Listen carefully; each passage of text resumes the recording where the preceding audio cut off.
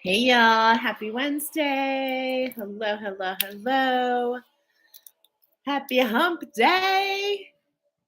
All right, we are going to go ahead and jump right into it because Lord knows there is so much coming through. We've got a really interesting oracle coming together today, and I've got some background music going. I wanted to show you. It's from Calm Whale. I absolutely love Calm Whale. And this is all about the water buffalo coming forward this week. This is 432 hertz, which is the level of it's for the root chakra. However, it's definitely related to our divine feminine feeling safe, feeling confident, feeling secure. So there's so much going on. I can't wait to see the messages brought forward.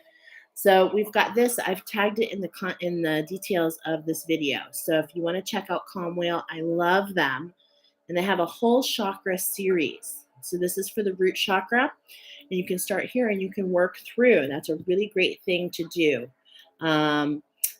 Just follow your guidance, of course. All right, as always, if you're coming in, please let me know you're here. Give me a hey, give me a what's up. I love going live on YouTube. I just find it so much easier, and I love participation. So I know that's not what all people do with Oracle, but I love it, love it, love it. Okay, so I know we're doing pick a card today, and there are 4 different water buffalo, but let me tell you, one could be for you, 3 of them could be for you, all 4 could be for you. So follow your guidance at 1:44 on the clock. What synchronicities are coming in? I just heard 4x4. We're building a whole new structure. And so the angels are flying in and, really here to assist. And today we got the word urgency. I've never channeled that, but the message is urgent. Why is it urgent? It's urgent for you to see things in a different light. Okay, so let's go ahead and get into it. We've got, first of all, a collective message coming forward. I want to read that. Just a moment. Sorry, hello. Okay, so we've got a collective message coming forward, and I was definitely, as I was getting ready here for Oracle at 2:33, of course, the number 33 has been coming in hardcore. Like hardcore. Are you seeing 33s? Is 33 coming in for you? Drop it like it's hot in the comments. What's happening for one is happening for all. So I thought it would be a really great way to start out with, what is the number 33? Like, what does it mean? I like to use and have found a lot of confidence in using sacred scribes. So I'll put that out there for the angel numbers, and that's what I use for all numbers that we post. Okay, so here we are. Let's see. The angels wanted me to share this message from sacred scribes. So there's lots of different things, but this is what's been coming out for the collective. Angel number 33 is a message from your angels, and they are present in every pile today, okay? A message from your angels that any positive changes or projects you are considering right now will be well worth your while. 33, and that was just like in the 33s on the timer, so that's so awesome.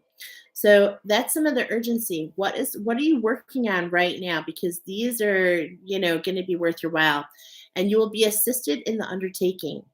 Angel number 33 gives you the courage to live your life with enthusiasm and optimism, safe in the knowledge that you are well blessed, loved, and supported in all that you do.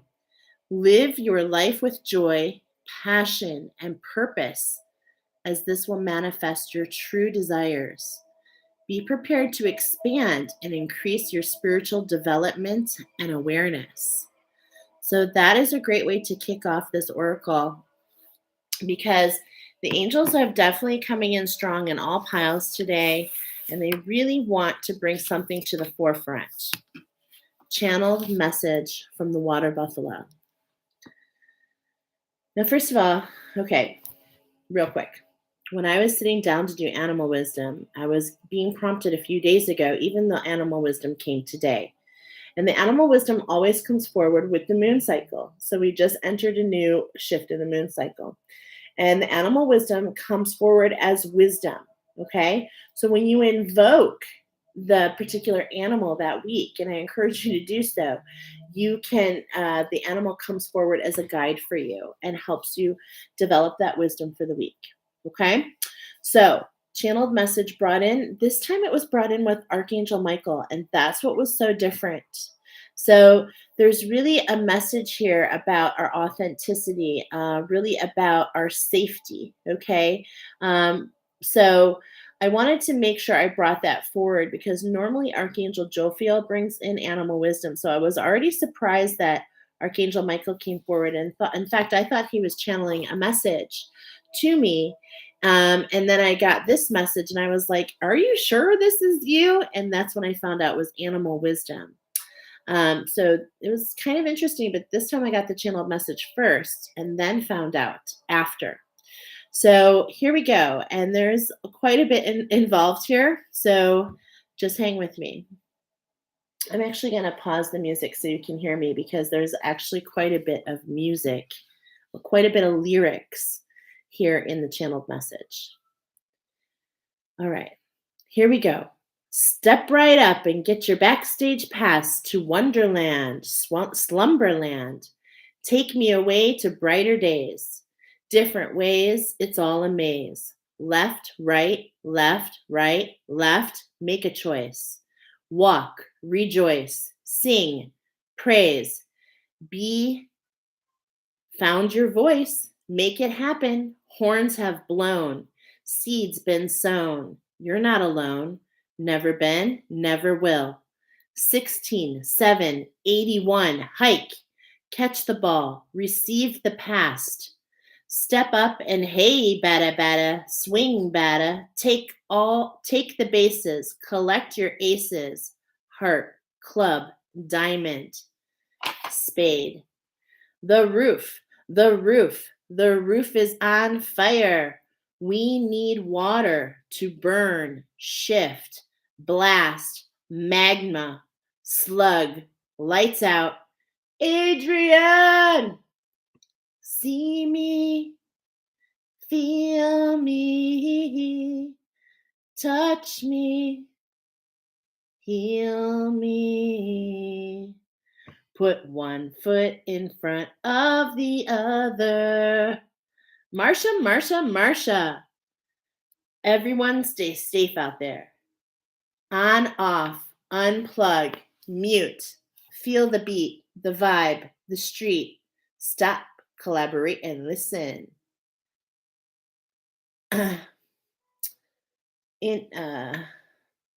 I'm Mr. Heat Miser, Mr. 101.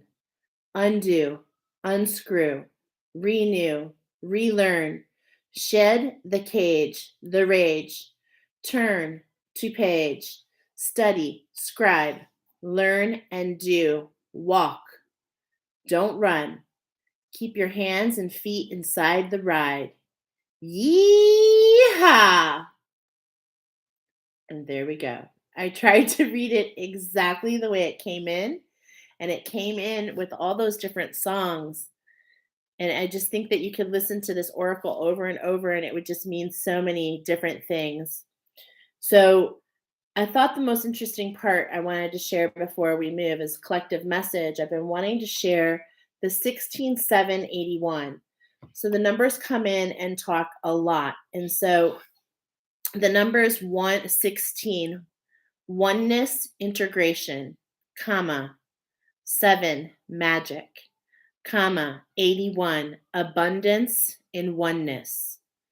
Now, when you go a step further and you do the numerology, 16 is a 7. So we have a 7, 7, and a 9. And I love that this synchronistically adds up to number 23 because number 23 has been coming in so hardcore. And in my sacred work, I've come to understand that it's related to the Earth Star chakra and the root chakra. And it came in as Jordan. Michael Jordan's number 23, the Chicago Bulls, the red and the black. This means a lot to me in so many ways. And because the channeled message came in before or the wisdom before the actual knowing of the animal, because I had to complete a challenge. I had to complete a challenge before I could find out the animal wisdom. And so this is very relevant. And so maybe you've been asking your guides for wisdom yourself, and maybe there's a challenge at hand, 10:10 on the clock. So let's go ahead and get into it and see what we can see, right? So I told you I love the synchronistic of the bull coming forward, because guess what else? Guess what else? Today is the 14th, right? So it's a vibration of a 5. So there's a huge shift going on today. And I wanted to share something about the bull. Oh, here it is. So I was telling you about, gosh, number 3 was coming in. I was getting ready for the cards, and a card popped out related to the new moon. And I was like, this is so strange. So there was a couple other messages for the collective as I was shuffling. We're getting into the crystals. So I did 3 shuffles, and on bottom is sugar light. But I saw smoky quartz, angelic aura, and I heard as I was shuffling, smoke and mirrors, keep your aura cleansed. And then sugar light is really interesting because it's for your emotional aortic field. And so this is the chakra involved, is your, this is from the ethers. This is the sacred, excuse me. I had it all marked for you.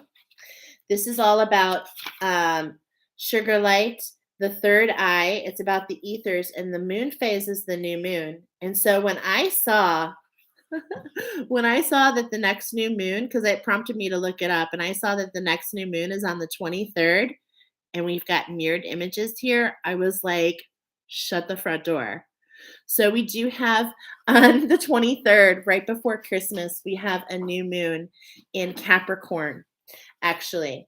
So, which, there we've got a sharing of the horns and a lot of things in common with the bull.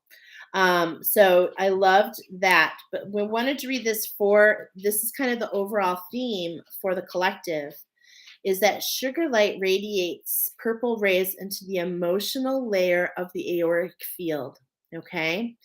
And so that's where we're dealing with the sacral chakra and the aortic field, the layer of the aura. There are 7 layers of the aura that coordinate with the chakra system. And so we have the emotional layer being highlighted specifically with the sacral chakra. And I just love how everything is coming together. Okay.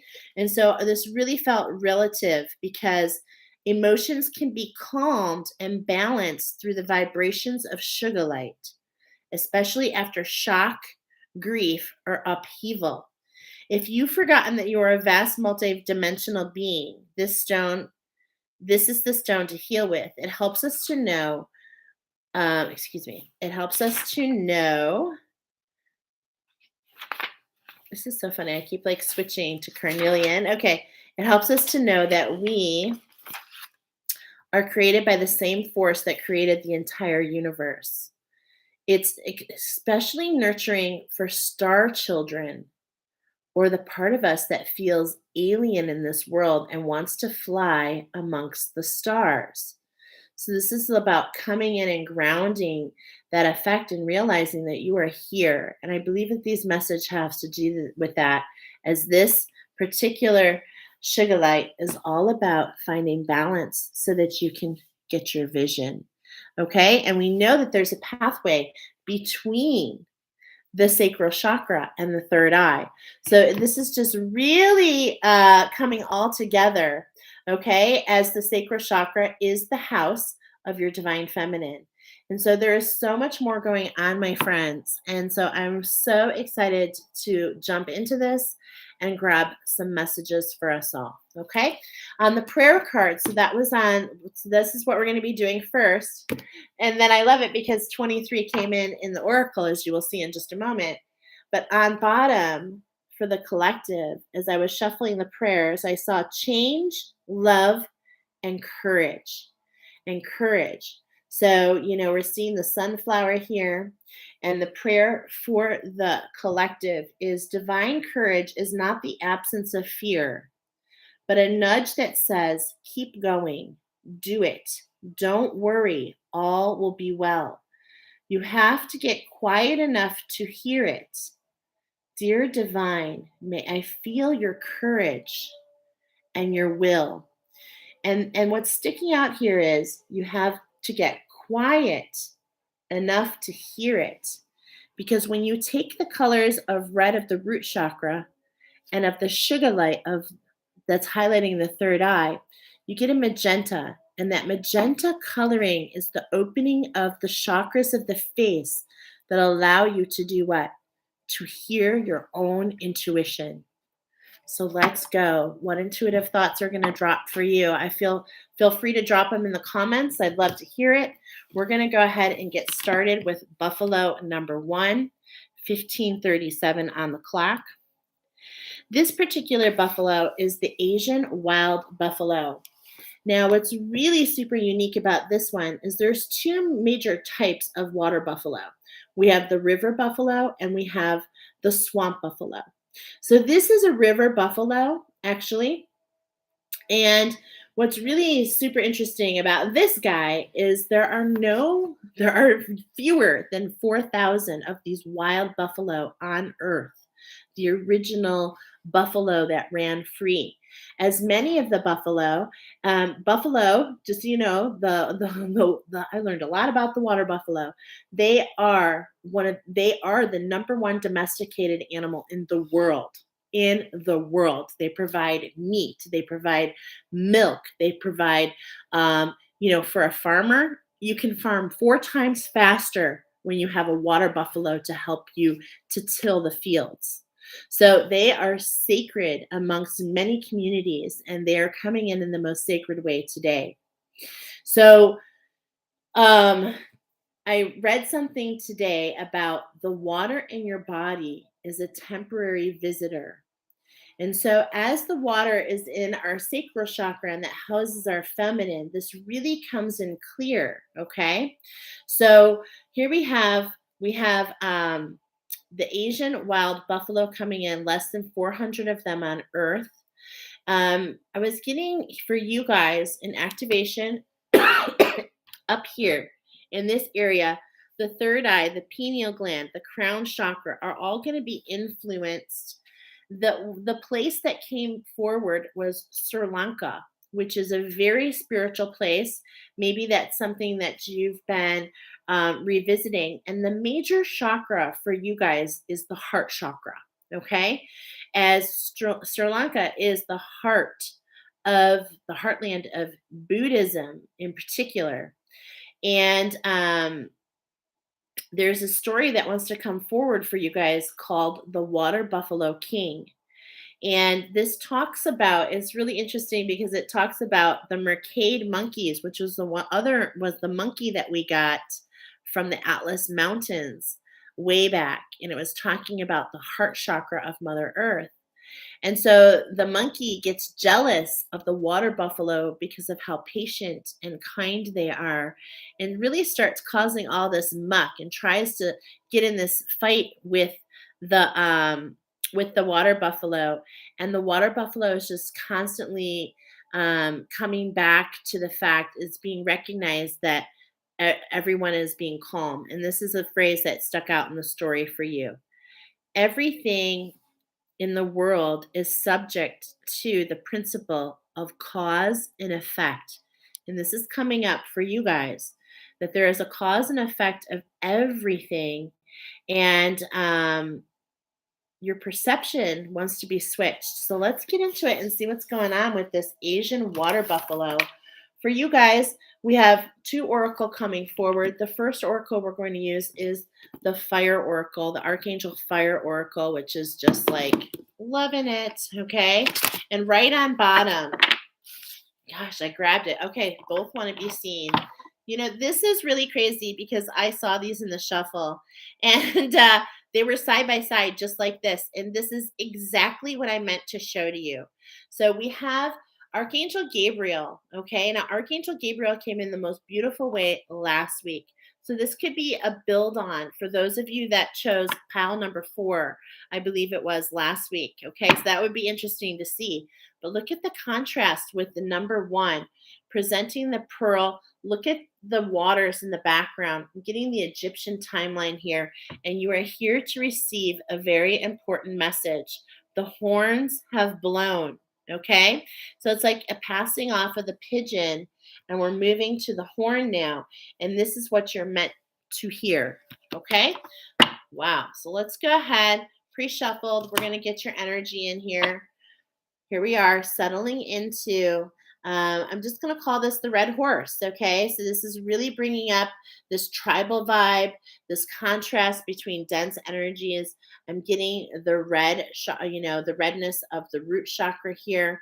And look at, it's like a surrendering to nature. Feeling like those of you that chose this pile, it's going to be very synchronistic for you, because you notice the synchronicities around you. Yeah, you are so plugged in to not just Mother Earth, but to all of her vibrations, including the mother of the mother, the grandmother. Okay. So here we've got the 38. It's an alignment. I feel with all this silver already coming in, just going to validate this is just so you guys know we're in the right place. Okay. This is giving me that 11 vibration. Okay. So, and it looks like things are moving really fast around you as well. Okay. Yeah. Look at this. It's all about balance. So we're definitely honing in on that sacral chakra, which is happening for all of us. So this is really just coming in for you guys. Okay. And we're going to get into this in just a moment, but I want to see the energy around you. So let's go ahead and do a shuffle. We've got Hollandite coming in. This is for the crown chakra. Okay. And with that sacral chakra and the crown chakra, we said we could have part of that activation. Yeah, here we go again. Champagne aura. It's like, and there's that sugar light. Okay. So it's like this combination between your third eye and crown chakra. That's what I was speaking of, and your pineal gland. There's just a lot going on right here. And so really it could be pulling up things for you that are unfamiliar is kind of what I'm getting. Okay. Unfamiliar. All right. So let's see the energy around you. This is why that 33 wanted to come up. Like, this is so cray, isn't it? Because I kept telling you, I kept going to the 33. So we started with the sugar light as a collective, and look at 22:33 on the clock. I am not even joking. So you guys are building something, and this number 33 is that I shared at the beginning of the video. The number 33, it's like you're building on something and you're really honing in on this. This is a very special time for you. There's this element of steps as we go from the 32 to the 33. Definitely getting that creative spark. But what I see the challenge though here on the bottom, the challenge here is we got the 63. And the difference is the 30, which is talking about the balance. So everything is coming in about balance. There's a little bit of an integration, but what I'm seeing here, if you look at the two mandalas, the very first thing I'm seeing is like an inside out. Okay. So what I'm getting from that is you're starting to realize that to manifest, it's from the inside to the outside. It's not the outside to the inside. Okay. So we have a lot of changes going on. It's all about allowing yourself to be balanced with spirit. It's about riding the waves of the energy that's coming at you. It's about finding, like, look at, there's just this a vibration that I'm feeling between the 33 and the 63. This one is like, I've got all my feelers out. Okay. It looks like we're putting out a lot of energy. We're paying attention to all the steps. This one has a different vibration. It almost feels like I'm literally hearing the word cochlea. So the inner ear, this is all about allowing it to come in. So, and this blue apatite, man, I'm not really that familiar with this, but this is almost like allowing, like I'm getting this like sun. Okay. So it's like radiating like the sun from the inside out. What a beautiful message. And then we're going to take this because it's resonating. the Isis quartz. I'm definitely, for sure, 100% feeling the Egyptian timeline here with you guys. And that doesn't surprise me because I know in my sacred work that is something I'm definitely getting all the feels for. Okay, so the angels wanted to come in first as part of the 23. So we're going to do a past, present, future. Okay, we're going to do 3 cards. So in the past, we've got Metatron. Okay, so we're gonna pull all these out first. In the middle, in the present, and this is going to be relative. We're going to read this. In the present, we've got number 13, reducerial. And I love this because we were getting that sacral chakra. And so you basically have gotten almost every single archangel of the sacral, of the russet orange ray, which has to do with the sacral chakra. So there is a lot going on there. And I love how there's like writing going on. Yeah, I think there's a huge message here for you guys. Of course, I know there is. And then in the future, Maribel. Wow. Silver Surfer is what I'm hearing. Silver Surfer. We're going to get into these in just a moment, you guys, a little bit more. But look at the very first thing I'm noticing is that mirror. Okay. So there's a mirror. She's got the moon. So it's all about the cycle of the moon, paying attention, being able to hear things. I'm getting this particular water buffalo. Both the men and women have the horns. Okay. So it's like they carry both your feminine and your masculine energy, carry energies from other timelines that you brought with you. So it's like sacred knowledge that you're discovering. But at the same point in time, Jordan, please. Sorry. At the same point in time, there's all these distractions around you. And so it's hard to listen. And that's actually part of the message here. Okay. It's like everything is moving so quickly. So first we've had a change in your structure. So I'm getting with Metatron, this is sacred geometry.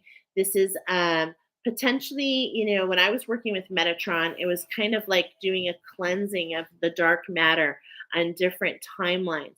So this is like, and that would go in his cube. Okay. So it's like, this is what you've just been through. You've just been through this awakening process to sacred geometry, using sacred geometry, coming into different parts of the sacred, and even the Merkaba is what I'm even feeling.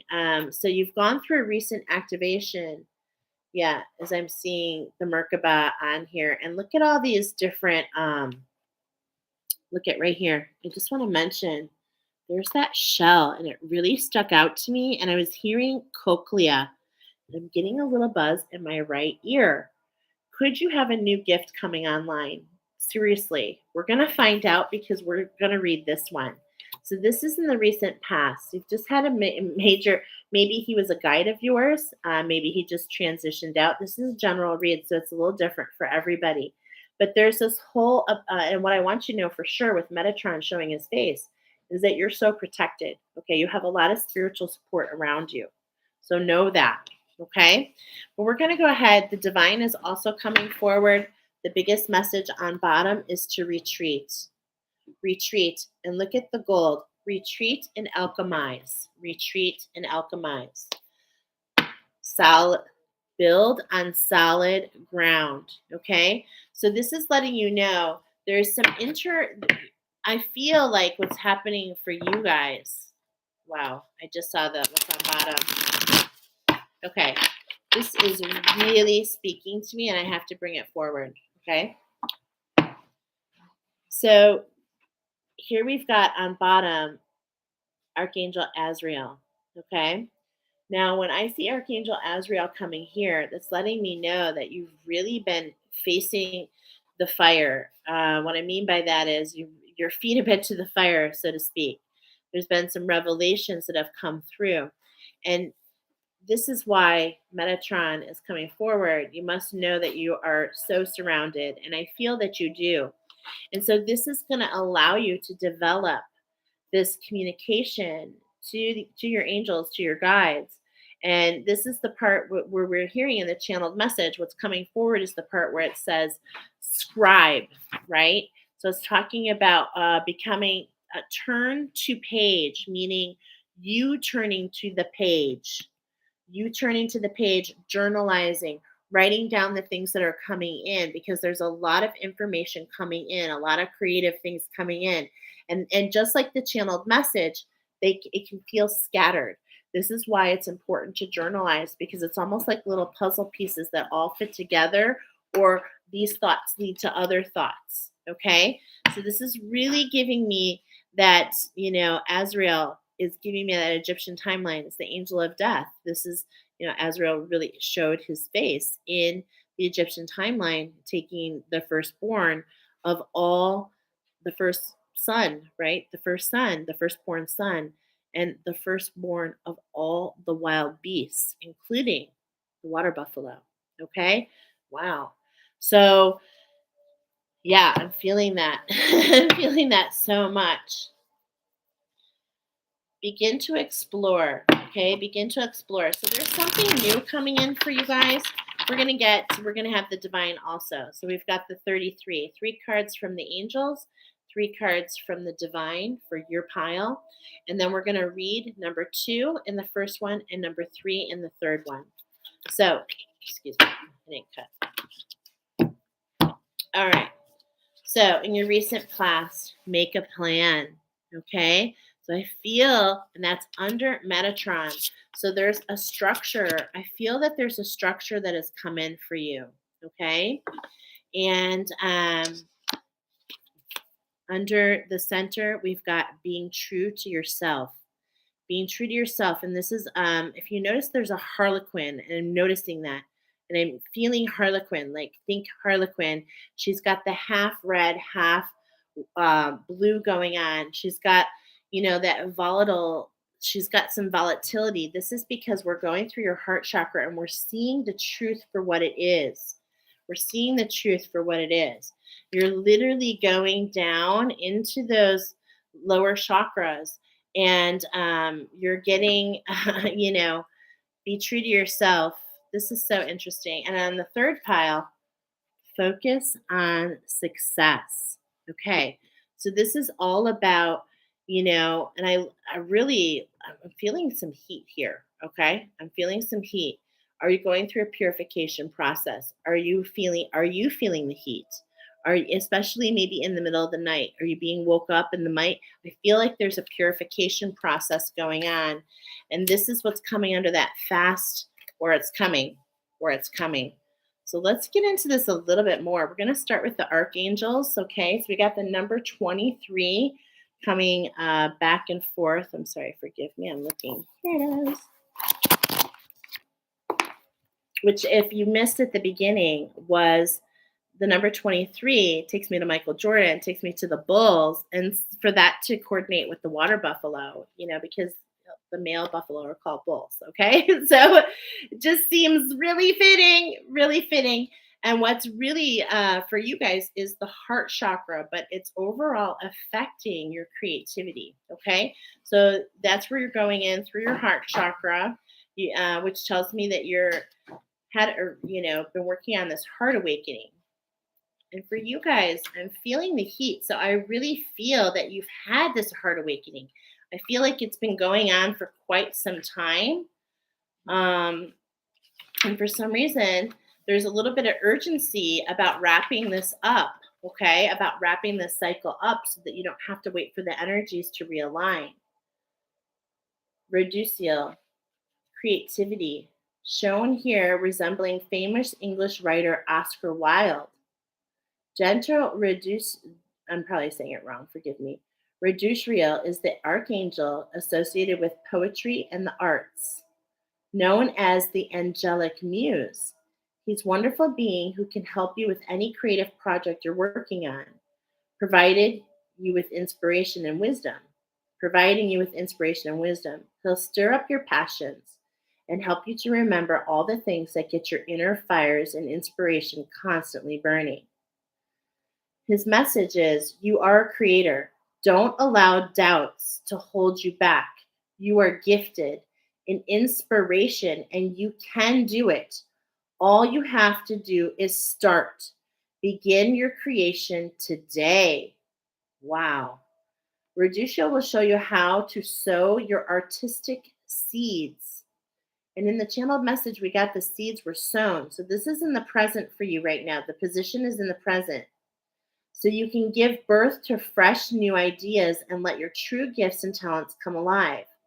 One of 8 great judgment angels of the heavenly throne.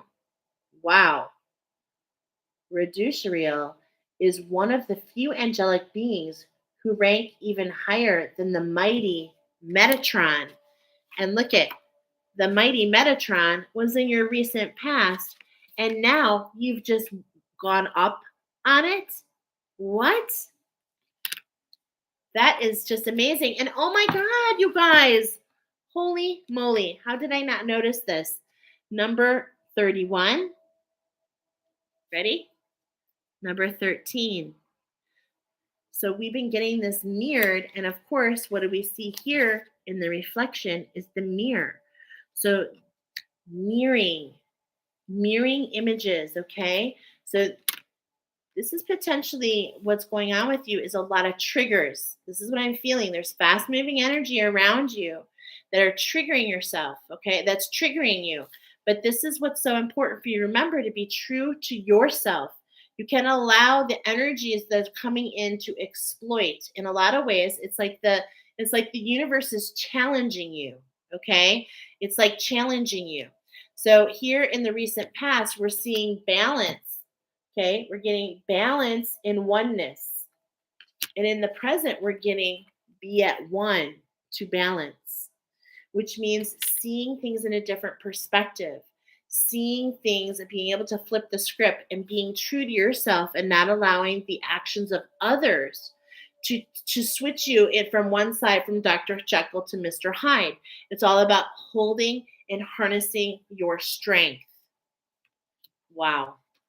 To allow the alchemy to happen is what I'm hearing. He is an angelic scribe. We said scribe. Literally said, time to page, study, scribe in the message. That is for you, my friends. He's one of, he's known as the recording angel and the leader of the heavenly choirs. When he speaks or sings, a new angel is born. I have full-blown goosebumps. Wow. That's like emotional. I'm feeling emotional. Like my heart is exploding right now. And this is what's happening for you guys. Is your heart exploding? And is this feeling when it's exploding, is this meant to lead you? Is this part of the communication that the angels want you to have? Reducial knows that stepping into your full power can take us out of our comfort zone and might feel easier to hold ourselves back, but he guarantees us that if we dare to accept ourselves for who we are, he will raise our vibration to the angelic frequency with his sweet and pure music, allowing our beauty, strength, and creativity to shine. Call upon this angel if you're suffering from writer's block or you have an idea, but you don't know how to get it off the ground. He will help take your dreams from thought into form, just like the bull, bringing things into form. And that's what I love about the overall message of Taurus energy is to manifest into the earth plane, okay? And so this is for you. You're meant to be true to yourself, okay? Now let's read the divine message. So that was in the present position, okay? But here we're getting from the divine, the third position, which is in the future, to focus on your success. So instead, what I'm really feeling with these cards here, okay, and what I've been getting overall with all of your messages is like, look at this box. Whenever I see this box come up, maybe you've heard me read these before, but you get to choose your window. You get to choose your lens. So it's like whatever you look at, you create. That's how powerful you are, my friends. That's what a creative spirit you are.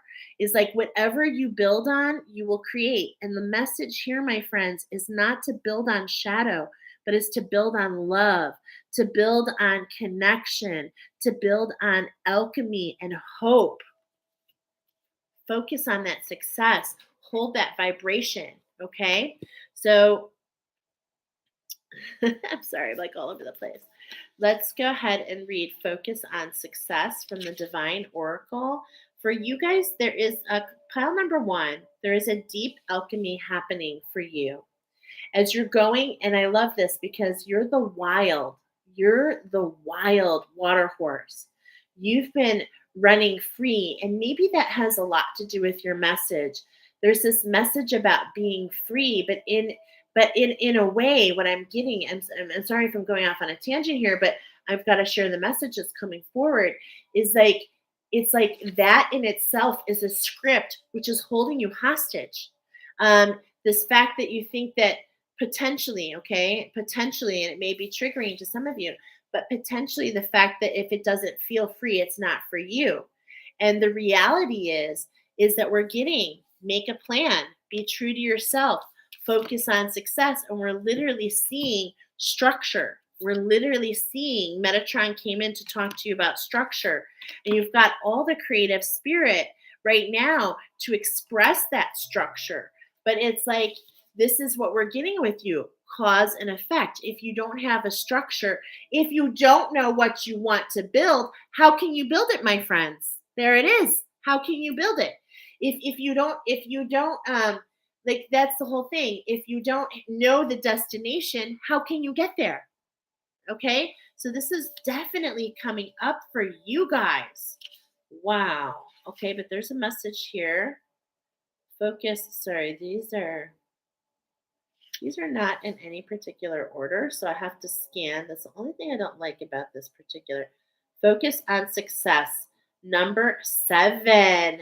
Okay, so number 7, these are not labeled with numbers, so I love that because this is where the magic that I'm feeling. There's this magic I'm feeling, and it's this creativity. And could you actually, by focusing on success and having that lens on, it's like, what can you, I'm hearing rose colored glasses. What can you see when you look through rose colored glasses?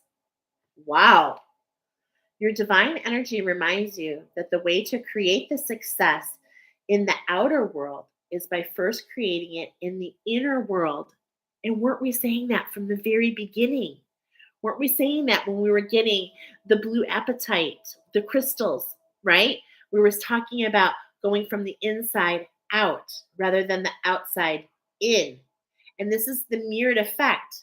It's like finding balance in the oneness. No, getting the oneness and the balance. Do you see there's a perspective switch here? Wow, this is truly very beautiful reading. Observe what happens around you without taking it personally. I love the word observe. Don't waste time resisting what is so. Instead, learn from your present. Learn from your present conditions. Then decide what you want differently from here on out. Focus only on that. Don't try to control others. Control your own response instead. This is why we're getting that whole Harlequin, being true to yourself. Okay? You don't need to pick a side. You walk forward who you are. Beautiful. Your divine energy is calling you to respond to frustrations in a grounded, non reactive manner and taking nothing personally, good or bad. Instead, keep your focus exclusively on what you want to experience or attract, using your divine energy to guide you through difficult passages. This is a divine invitation for you. Avoid the temptation to indulge on negative reactions or resentful feelings at this time. Listen to your inner voice for guidance. You can gracefully turn any situation around and move in a positive and beneficial direction for everyone concerned with the help of your divine energy and the clear focus if you ask for this. Hey girl, what's up, Jolene? Just kind of getting to the end of pile number 1. Actually, there was a pretty big collective message I'll have to check out. Thanks for joining me. Yes, number 1. Okay, we're getting to the end of number 1, which has truly been such an inspirational reading. Now, the last thing I'm going to share with you guys, because in the future, we're seeing focus on success, and look at that. We're getting that mirrored. We're talking about this triggering energy. And so it's all about the lens that you look with. If you see shadows and darkness, guess what you get? Shadows and darkness. If you see, how can I alchemize this? Instead of looking to the left, right? And looking to the wild, looking to maybe to the outrageous, how can we take, I'm getting this, how can we look to the right, but move to the right, move in a direction that allows you to alchemize and not see these anymore? Because once you're able to release them, they're gone from your picture. And it's like you change the way that your view goes. Okay. I have a sense that this is going to come in very fast for you. And some of this is going to come in even in dream state. Okay. So some of this energy is going to be resolving itself on the astral. Okay. So really just pay attention. And more than anything, pile number one, more than anything, make sure you keep a journal of everything that's happening, because you have so much going on. You want to definitely keep there. And this is the last message confirmed on bottom by the divine. Say no. Say no. Okay? And as soon as I'm saying this, I'm seeing it like in my mind's eye. I'm seeing say on. Say on. So keeping your divine authenticity on, not off. Don't let the triggers make you go off. Keep your center on by saying no to the energies that are coming in. Look at, they're coming in and they're going to keep coming, but it's like a challenge of the universe. Has he or she learned their lesson? Okay. Can they see past this? Can they see what's in it for them? And that's the perspective to flip the switch. Thank you to the divine for coming in. I hope that you love these messages, pile number one. I hope they resonate with you. And I look forward to hearing about what's going on for you. If you found messages here, please like this video, share it with other light workers so that they too can get this incredible knowledge. All right. We're going to go ahead and skip to number two. We're going to go to number two with 4714. Okay, so 4714 is like right there. I don't know why the numbers talk, but it's an 11 and a 5. Okay, so we're getting alignment shift. Alignment shift. Now, this particular pile is super duper interesting. The first pile was all about the wild, okay, the wild buffalo, which is very rare. This particular pile is the Australian buffalo, and this is very important because there's a whole different perspective for this particular water buffalo. As this water buffalo is seen as a feral pest in Australia. It is not native to Australia. Water buffalo are native to India and to Asia, more like that whole Atlas Middle Eastern area. So they were brought to Australia. And what's happened is, since they were brought to Australia, they had up to 350,000 wild roaming water buffalo, and they were brought in to help with the work. Okay, they were brought in to help, much like horses and other bulls and cows. Same perspective. They were brought in to help with the fields. But this is the thing, is they found they were not native to this country, and so they have really changed the landscape.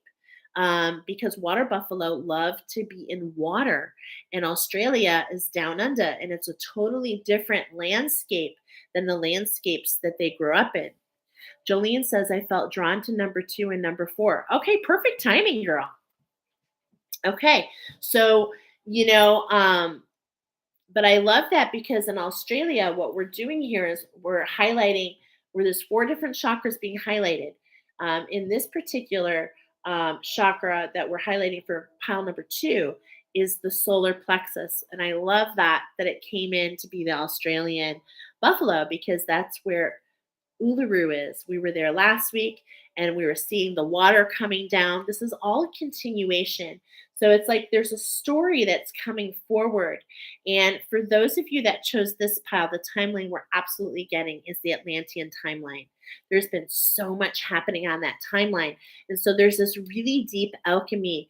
And it's like our truth is coming up to the surface, and it may really be surprising. Okay. What I saw here, yes, um, they're considered, a pest because they're ruining the landscape for the indigenous animals of Australia. So there's like a mixture of the feelings of them there. Okay. So let's go ahead and shuffle in your energy. Look at this right away. We're getting the Lemurian. Okay. So it's like there's this connection between the Lemurian and the Atlantean timeline. And actually, I already know that connection for you. I'm feeling it very much. Is that you, I feel, are divine teachers. Okay. I feel that you are divine teachers, and you started in, I look at this, just that 23, because the 23 is coming up so much. Okay. So here we go. This is Moldavite. This is inner earth. There's this inner earth. And this is what I was just about to say, is that in Lemuria, which is the deep inner earth, okay, it's like you were a teacher there, and then you progressed to the Atlantean timeline because there was a change in form. And those who were more advanced, those who made the cut, went to the Atlantean timeline. And this is what I'm showing is your evolution here, the Moldavite. Those of you that chose this pile, you have literally been molded and influenced by the earth, okay? By the earth itself. Wow, it's truly beautiful, okay? And so I'm kind of getting a message here, but I want to read more cards. Here's the Danburite. I really feel, and that's the 6. And what I want to say here is there's an integration. I feel that clarity is coming your way. There's this deep alchemy. Those of you that chose pile number 2, it's like when we say when we're talking about all this, how this water buffalo is considered a pest, I want you to know that what I'm feeling here is there were energies on these different timelines that really didn't allow you and yourself to be in your authentic state. And there's this clarity that's coming forward at this time in particular. There's like this urgency. There's so much happening, and your angels don't want you to miss it. Look at this. They don't want you to miss the magic, the steps, the 6 to the 7 on bottom, the hematite walking into the 5D, allowing you to enter into a whole new vibration. Okay.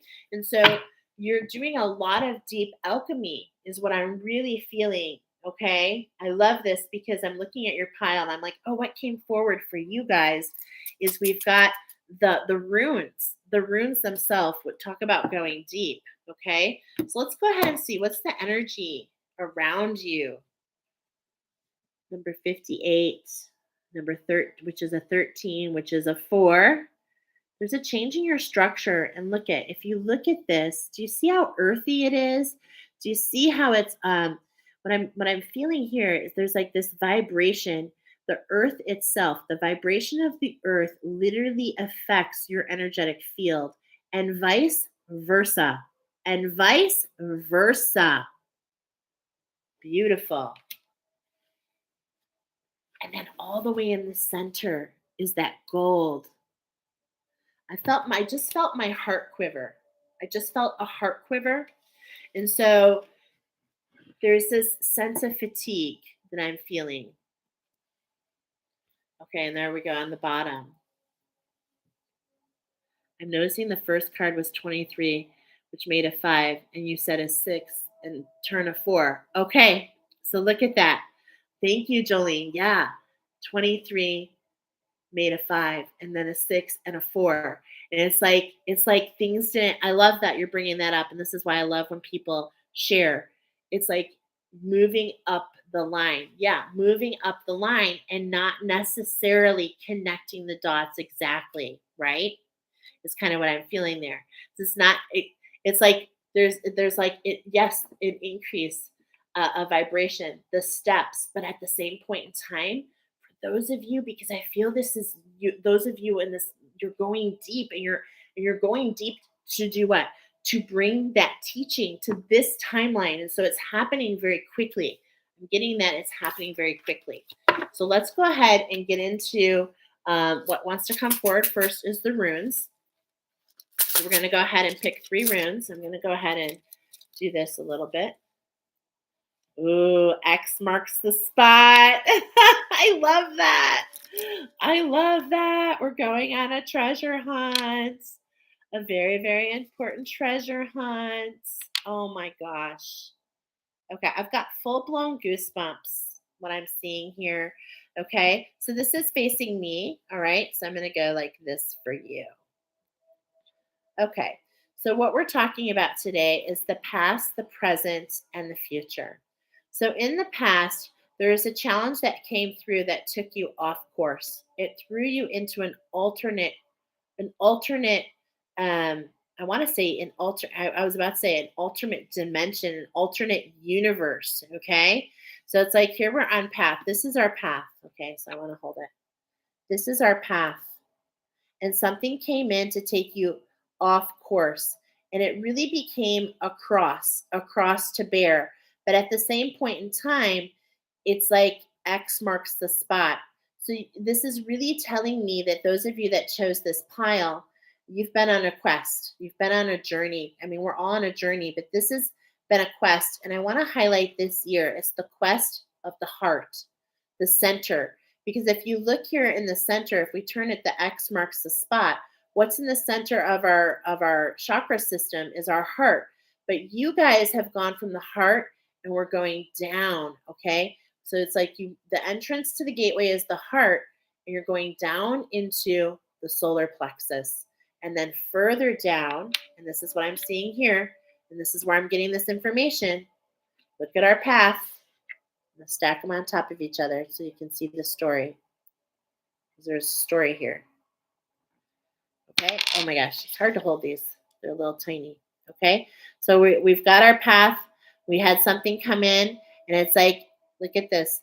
It's thrown us into 2 different deviations. This is what I was getting. We got sidetracked on the Lemurian timeline, which further sidetracked us on the Atlantean timeline. And we brought it into this pathway. But look at, in the future, we're completely back on path. So what I'm trying to say is there are, of course, no mistakes. But these energies are coming in to bring you on path when? In the future. But this is in the near future, okay? In this lifetime. This is the I. Oh my gosh, this is meaning so much more to me than you know, okay? Because when you get your I, you get your individuality. And when we were on those earlier timelines that we're talking about, it's like there was still this like competition, right? It was like, I'm better than him. Like on the Lemurian, it was mostly feminine. We were in a divine feminine. The masculine energy started coming in, but there was definitely the queendom, okay? On the Atlantean timeline, it became the kingdom. And, some information that's coming forward that I'm meant to share with you. It's like, this is what's meant to come forward together, is like these changes on these timelines have led to what? Your individuality moving forward from this time forward. It's truly, really beautiful, to be honest. Let's get more information from the angels. So this is the few, okay? I think I'm saying this right. I forgot my book over there. This is the few. Hold on a second, because I want to make sure I'm telling you right.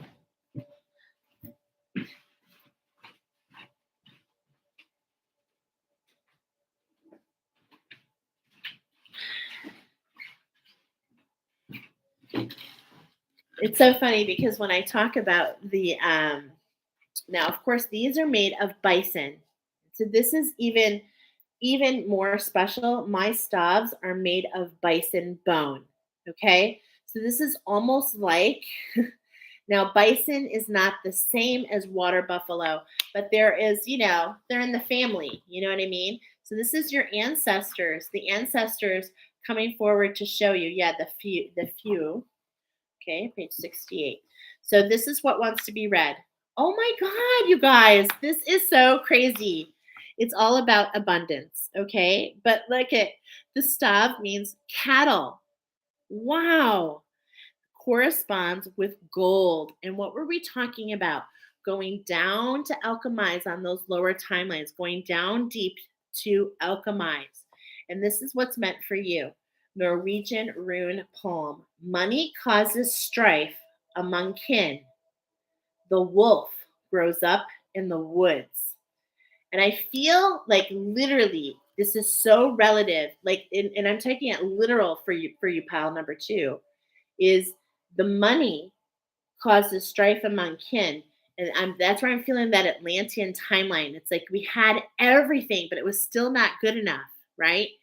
And so we had to learn from that lesson. The wolf grows up in the woods. That's that inner earth. That's that divine feminine. Definitely talking to divine feminines here. Words that you want to take with you are windfall, luck, abundance, livestock, cattle. And the fact that this is double confirmation coming forward, the fact that this is coming, you've gotten back on track to claim your abundance. It's like I told you, 98% of the world, 98% of the world, this is the number one domesticated animal for 98% of the world is the water buffalo. It is literally attributed with abundance because it can give you cheese, it can give you meats, it can give you milk, so it can nourish you. It literally is the golden. It literally is abundance in itself. It is the omen of abundance. At the foremost runic symbol for wealth, it indicates a gain in terms of riches and possessions and luck in general. This could relate to a one-time windfall or an improvement of your financial circumstances or indicate that you're enjoying an overall state of abundance. Beautiful. Cattle provide, right here, the owner with milk, butter, cheese, meat, leather, and a status in tribal times. And so this is coming back around to show you that it's your time. This is there. I'm seeing right here a couple things I highlighted that want to be. I just noticed it. An image of a cow goddess as provider that underpins and deepens the significance of the rune. So they were sacred to the earth goddess Mithras, signaling that all abundance stems from the earth, the great provider.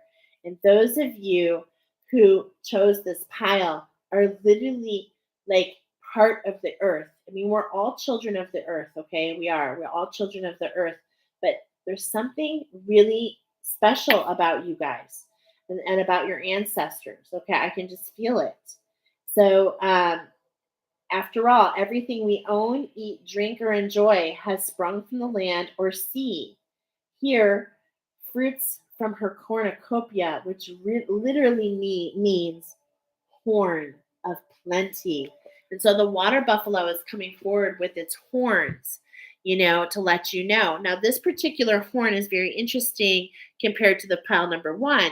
This is also a river buffalo, okay? So the horns come up and they kind of like curve, they go back and they curl forward. So it's like you're going back and you're bringing forward this wisdom, which is going to bring your abundance. Let's see what the angels want to say. On bottom, pre-shuffled, 3 shuffles, spiritual abundance. So abundance comes in all forms. And look what's being highlighted here. I cannot help but see that the crown is being highlighted, okay? The crown and the soul star. And this is what I'm feeling with that deep alchemy. We're getting the solar plexus, but the gold is created when you add the white of the crown, okay? So, speaking your truth, Archangel Gabriel. Now, Archangel Gabriel is coming forward at this time as a special message. You can call upon Archangel Gabriel to cleanse all layers of your aura. So if you have any energies in those layers of the aura, you can call upon Archangel Gabriel to assist you. Manifesting miracles. I'm hearing, that song, I believe in miracles. So turn around, you sex thing. Bum, bum, bum, bum, bum, bum. And one more. Trust your vibes. Okay? Because whatever's going on in that solar plexus is stretching around on that energetic highway to the throat chakra. Okay? And this is the seat of your authenticity. It's all connected. The heart is the gateway going down into those lower timelines to alchemize, to bring it up, to step into your true authenticity, to step into your blue, who you're meant to be. Okay? So a lot of blues coming in. So let's see what the angels want to bring forward. Thank you, angels of the highest light. We're going to get your past. Archangel Michael. Okay? Talk about true blue, baby. I love you. Balance. That's your present. And here we go. The future. Don't hate. Meditate. All right. So let's go ahead and read here, and we're going to read card number 3, okay? Because it's 23, and this is how you can get your bull on, how you can manifest here. So Archangel Michael coming up in this position, this is your recent past. So I feel like with him in this position, there's a couple of things. Number one, do you have a guide that's switching over? So that potentially what could be happening for you, what's affecting and allowing you to, because I'm feeling the crown chakra. And, with Archangel Gabriel, do you actually have a change in guides right now? So if you were working with Archangel Michael, my throat chakra all of a sudden, okay? This is about learning about stepping into your authenticity. I'm feeling like maybe it's a lot of healing has been done, some cords. Maybe there's been a lot of work done recently to really put you, and I'm feeling the word vulnerable. Vulnerability is coming up right now, which is really interesting. So it's like you're standing here and you know that you're not alone, but at the same point in time, it's like I feel like there's so much shifting going on. Okay. I'm feeling that here in the present because it's like we're not exactly centered. We're still off centered. And what I'm seeing here is we're off centered to the right. So, what I mean by that is you're taking action, but it's just not really giving you the balance that you want to see. There's so much energy moving around you. And look at this mask. Okay.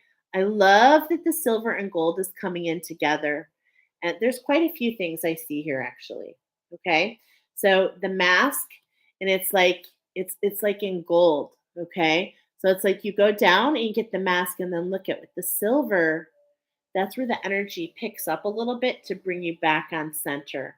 So this is where you're going to start seeing some actions. I'm really feeling it all together. There's this heart chakra awakening. This is the fatigue that's wrapping you. Okay. I'm feeling it because right here on your left, I'm feeling that your feminine energy is just fatigued. So just know that your angels have you wrapped in love.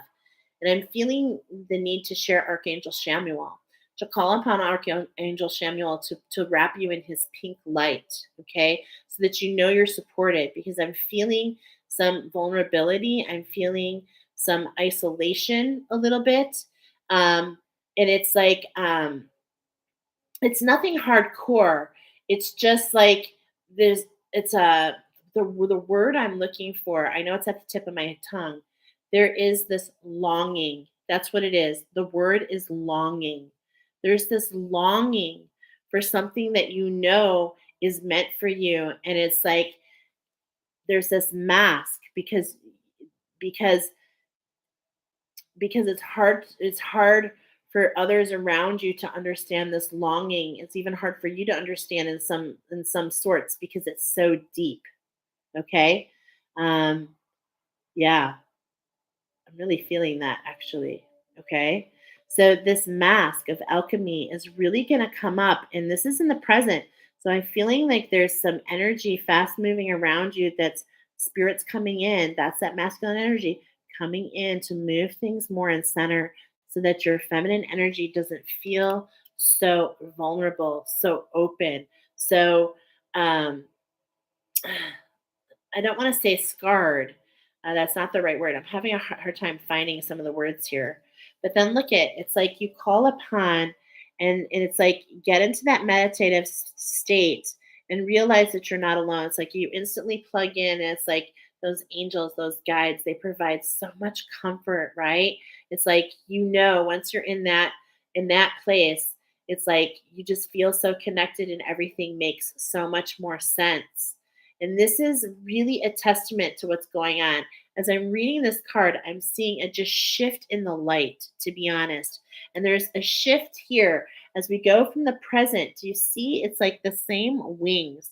It's like that heart chakra awakening. And then look at that crown. It's like it's all encompassing. And it's just letting you know that there's these steps, okay? And I kind of love, Jolene, if you're still here, I kind of really love what you said about, because what I'm getting now is like the cha cha. It's a dance.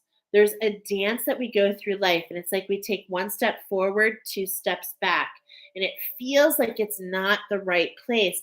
But this is letting me know this is absolutely what's meant for you. Okay, it's absolutely know what's meant for you. There's an expansion. There's an expansion, and it's like you don't need to see through the mask.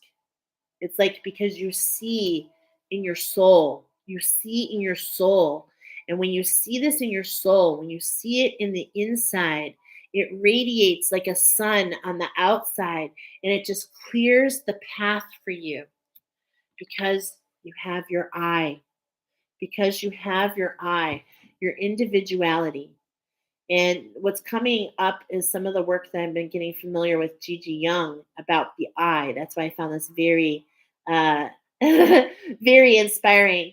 And those of you that chose this pile, I mean, I believe that we're all angelic, but you definitely are angelic. And I love that you tuned in on that, Jolene, because the angels are coming in to let you know that this has been a hard walk all together collectively. This has been a hard walk on all these different layers, going from an angel in heaven, that etheric body, and then transitioning into the form of the human, a perfecting the human form, but realizing that you're not just, I don't want to make it sound not just another angel, but this is letting you know that you have your own individuality, that you have your own blueprint. And that was the lessons of all of this.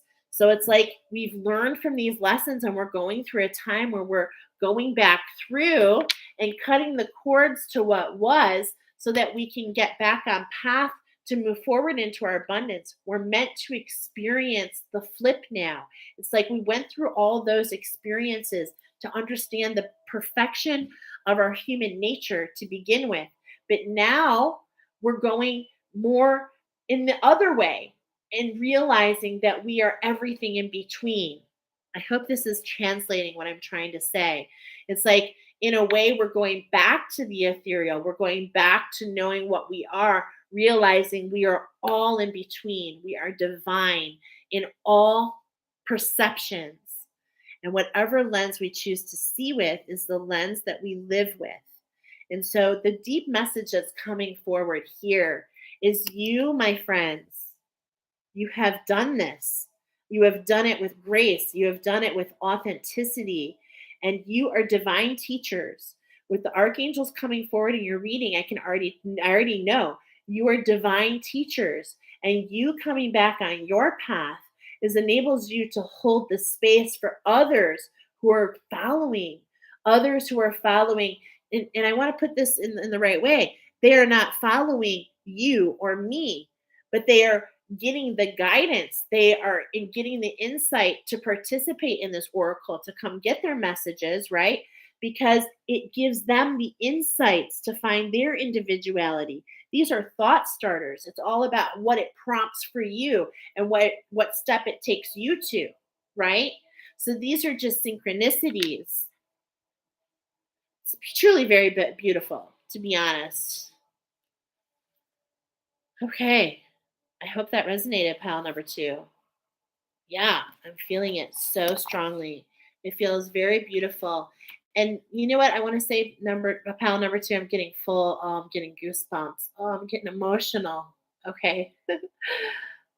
Because all I wanted to say, oh,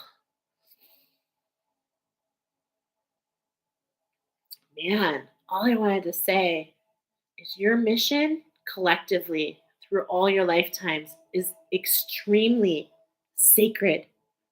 It's extremely sacred.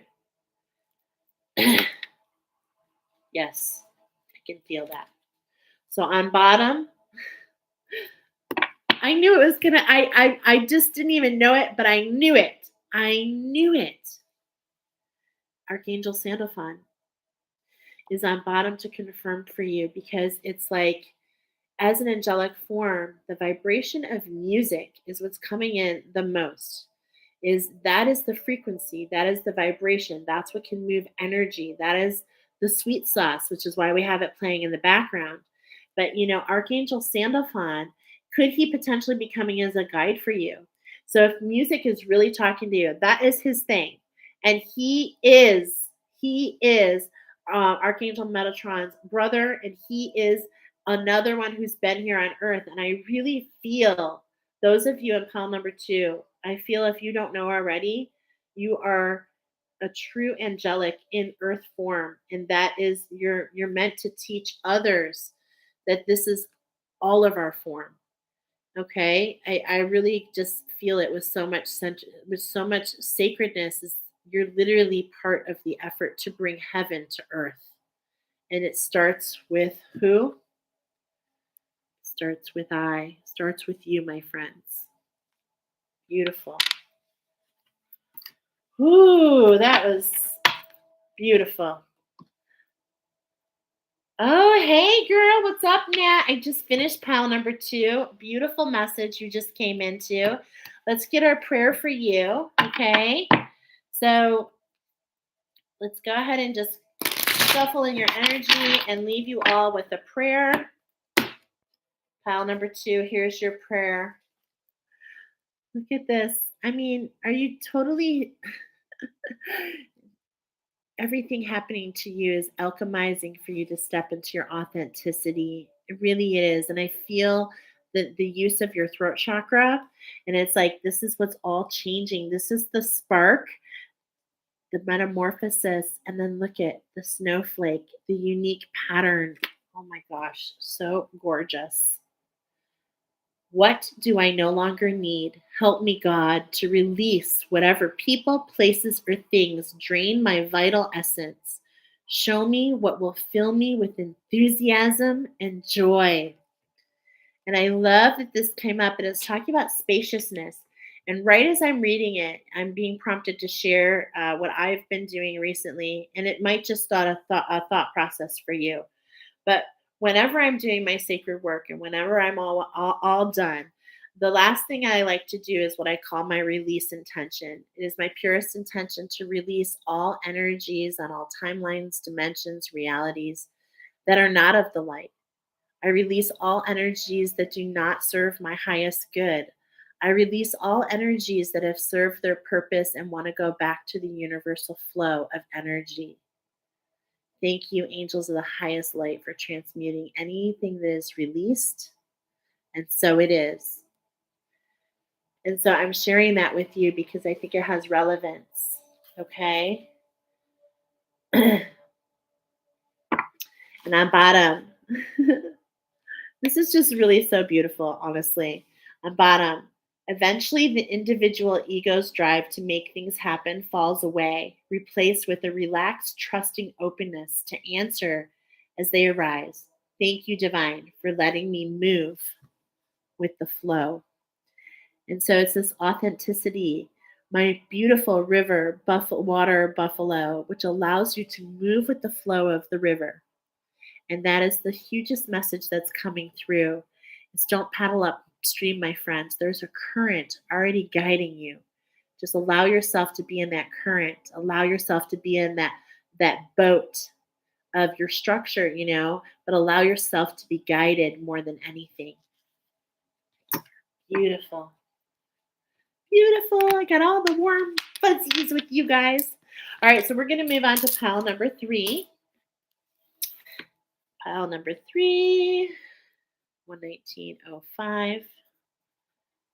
Oh, speaking of that, I'm going to bring it up in pile number 3. I should have shared it.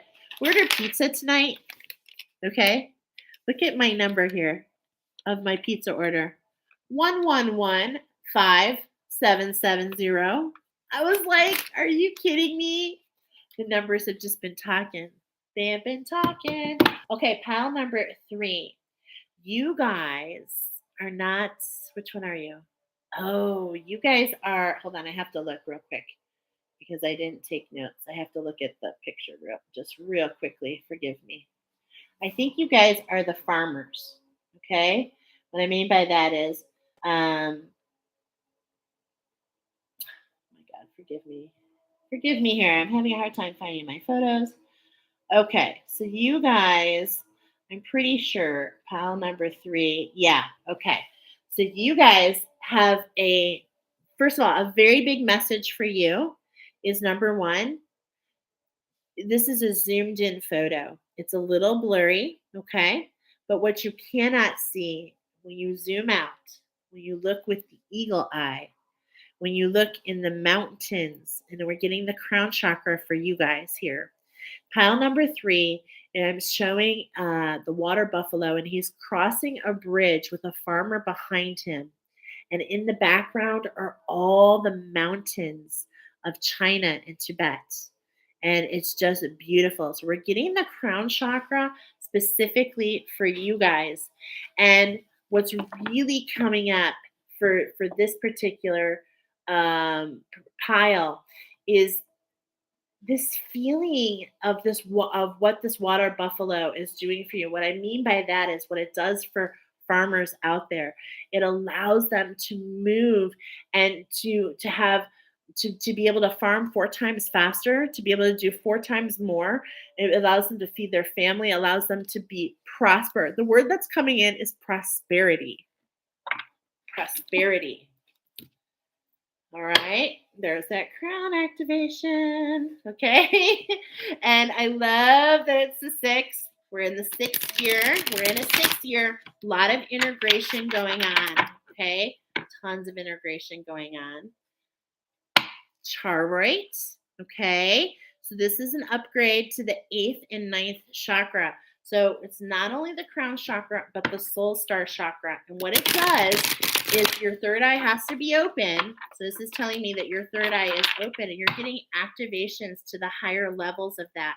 And I love that that's coming up because for the collective and the collective message we did at the beginning, we're getting the color magenta. And I am feeling the heat right now. So I feel like that purple is a purification. And this is happening at the root chakra.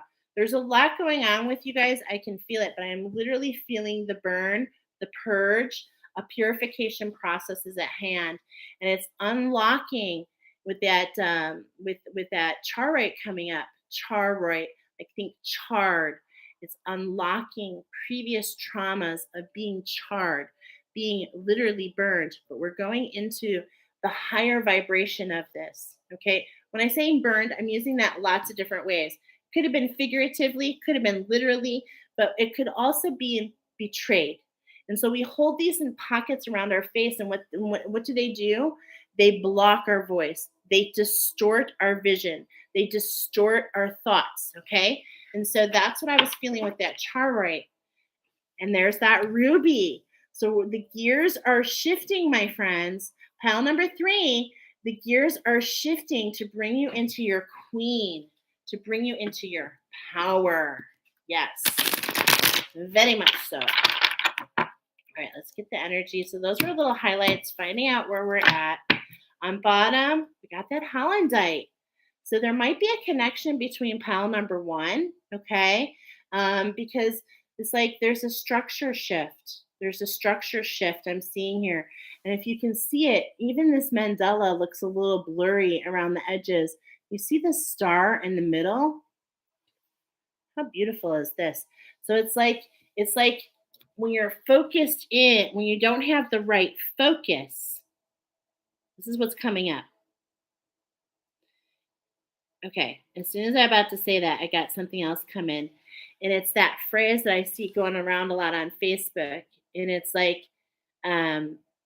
it's with a camera. And it's like, if you want to develop more clarity, change the focus. And that is what's so coming up with you guys. Change the focus.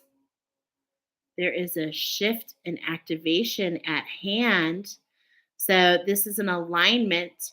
I'm reading this straight up in alignment to the fifth chakra. Count with me: treasure chest, root chakra, sacral, solar plexus, heart chakra. There's an activation, there's an alignment to the heart chakra, and I cannot help but see this beautiful emerald color, this emergence of a queen, Cambensite and apophyllite. Okay, and I'm just feeling, feeling and hearing, we're gonna be royal. You can be, I can't remember the words. And there's like something about a queen bee. You can be. So check out that song. There might be a message there for you. But yes. And I was seeing emerald, but there's these beautiful blues. And look at all these cones, which is telling me about that crown chakra, the cone. Okay, I feel like we're settling into this energy, and I'm going to take it. It's here again. The Isis energy is right behind the Hollandite. This is linking to pile number 1, which we were feeling the Egyptian timeline. So this is, I feel this is very related, okay? Extremely related. And in fact, I am so curious about this Cambensite and apophyllite, which I'm feeling is related to like a goddess. Okay, so let's just look real quick and see what we get here. Look at this. The chakra is the third eye. Moon phase, the new moon. And I'm looking at my notes that I attuned to this on 8/8. So I really am feeling that since the Lionsgate portal, there's been a series of activations and you're aligning. I'm feeling this like quiver in my heart chakra. So it's like I feel like you are on the brink of going into that higher heart chakra. I really feel it. And look at this. It says the butterfly. So it's like you're in this cocoon right now. This unusual oversoul combines 2 minerals as one. And there is something incredibly moving and beautiful about this mandala. Yeah, it truly is really brilliant, isn't it? I mean, just look at it. The unique shade of indigo blue with a touch of turquoise comes from the cambesite, and the clear, bright, tiny crystals come from the presence of apophyllite. On the physical plane, these 2 crystals can be found growing together, but both are very fragile. The sense of fragility, especially if we notice the tiny turquoise butterflies on the main tips. Oh, I didn't even notice that, looking real close. Butterflies, with their intricately colored dusted wings, are incredibly fragile creatures and at the same time live in beauty and the power of transformation, embodying the steps of evolution. And so you're evolving, my friends. And with this blurred image and with this blurriness, it's like showing that you're in between. You're in between right now. Okay? So that's the energy we're picking up here. We've got the archangels and the ascended masters coming forward for those of you in pile number 3. And the archangels wanted to come forward. We're letting you know that we're getting this shark. There's this sixth sense. I'm really actually feeling a new, I went to the whale. So I was really feeling like something new emerging, potentially a spiritual gift, something coming up, something coming up from the ancients, to be honest. Going to be the prize pig. So this is letting me know the archangels are here. Whenever we see the archangels, you are a teacher, okay? You're a teacher. And through your process of evolution, you have learned nuggets of wisdom that you can pay forward. And that's why I was feeling this royalty. Yeah, look at this. Oh my gosh. For me, this is very synchronistic. But there's this alignment, and it's divinely inspired, okay? This is happening at this time. Oh no, am I here? I think I'm still here. Oh no. Hold on, guys. Oh no.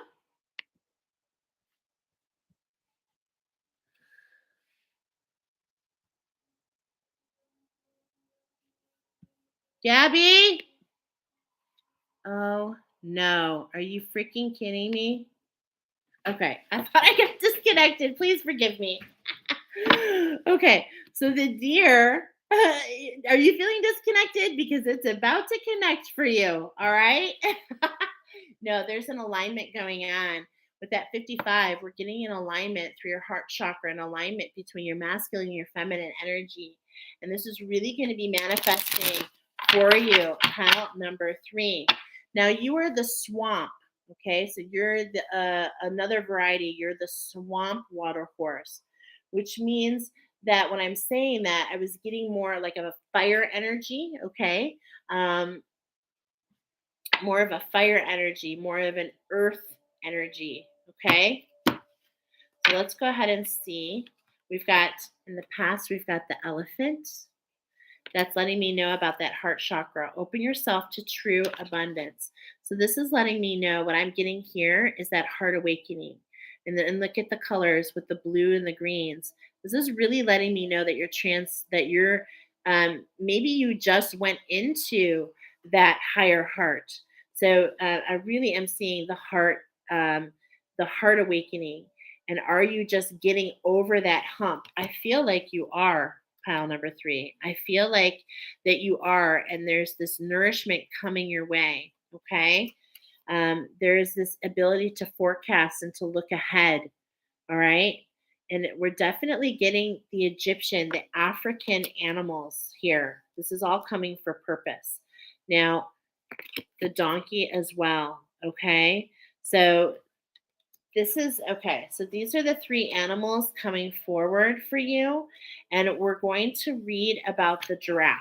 Okay. Because this is in the second position and we're doing the second position. But I want to go ahead and pull the Ascended Masters because I feel like the message is going to come more clear as these are lined up. Yeah. Just like me, I'm feeling a little blinded. And this is how you're feeling. You're building something, you're dedicated to it, but it's like you're still not seeing it come to fruition. Okay. I'm supposed to do 3 shuffles. I did 3 for higher.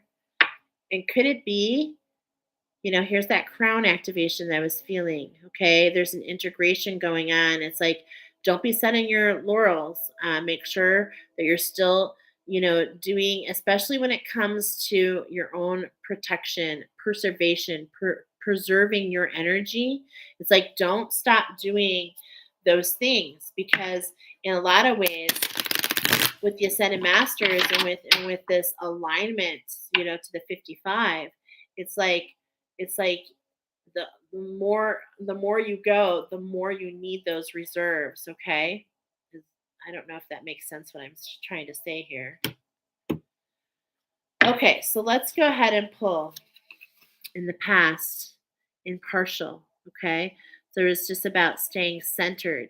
Now look at this is under the past with the elephant. So it's like as you were going through this heart awakening, it's just taken everything to keep your own center.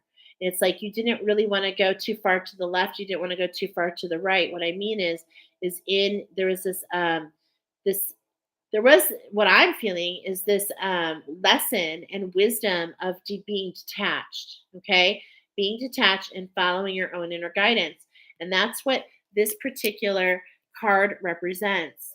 It's like there's this huge war going between 2 families, and here is this person stuck in the middle, loving both, doesn't want to choose sides. So instead, he decides to feed them. He decides to stay like Switzerland in the middle.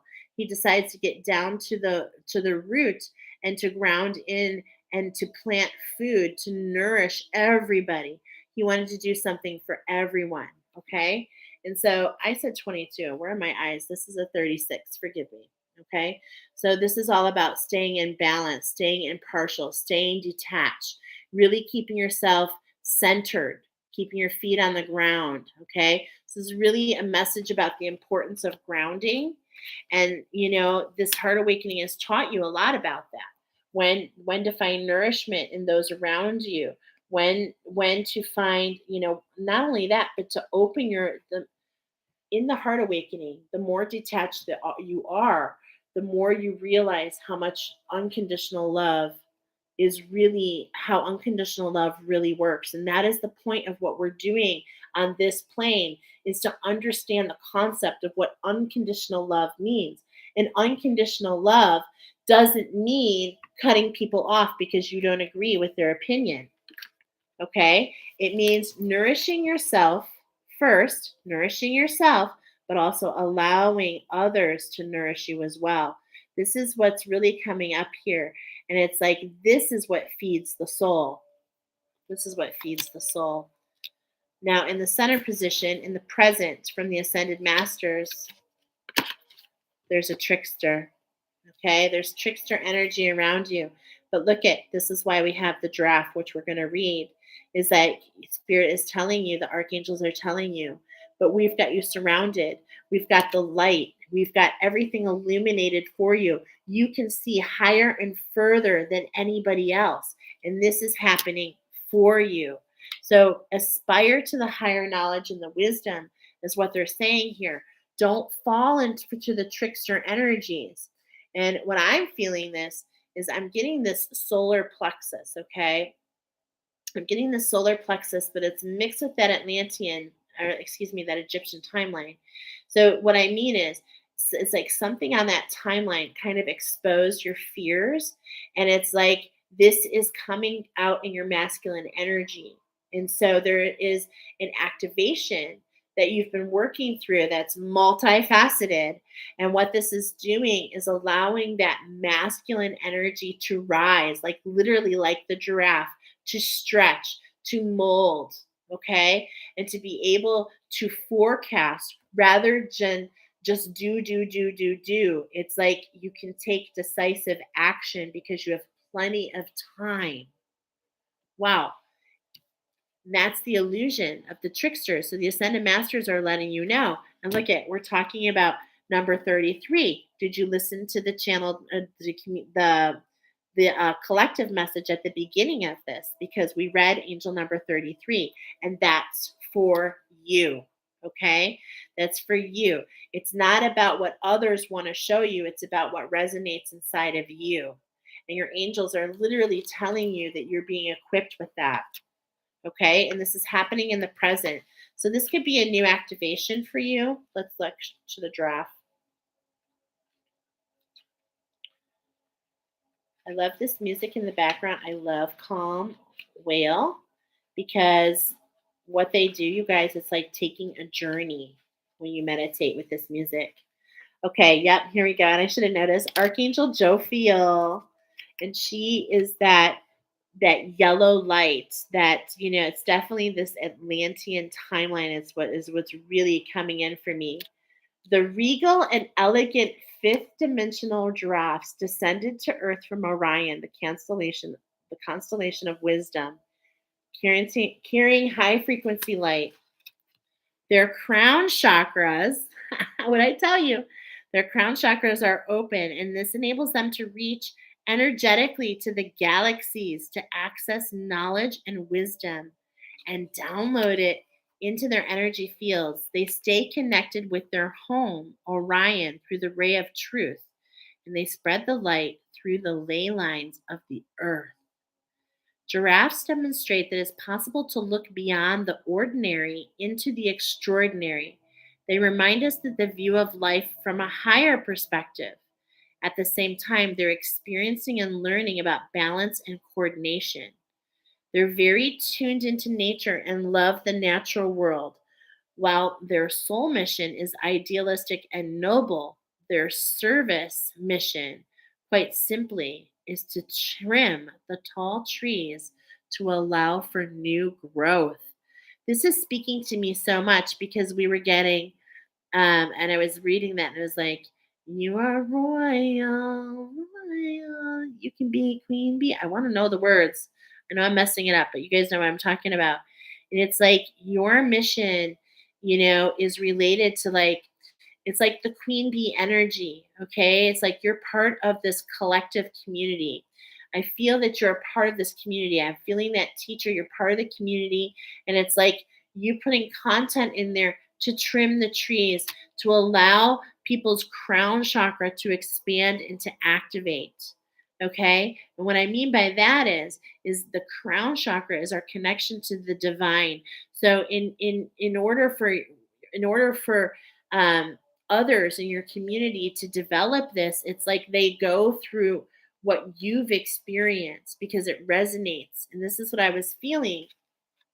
This is what I was been feeling with these energies here. Okay. And then we've got in the future. Oh, we're not done here. So the guidance.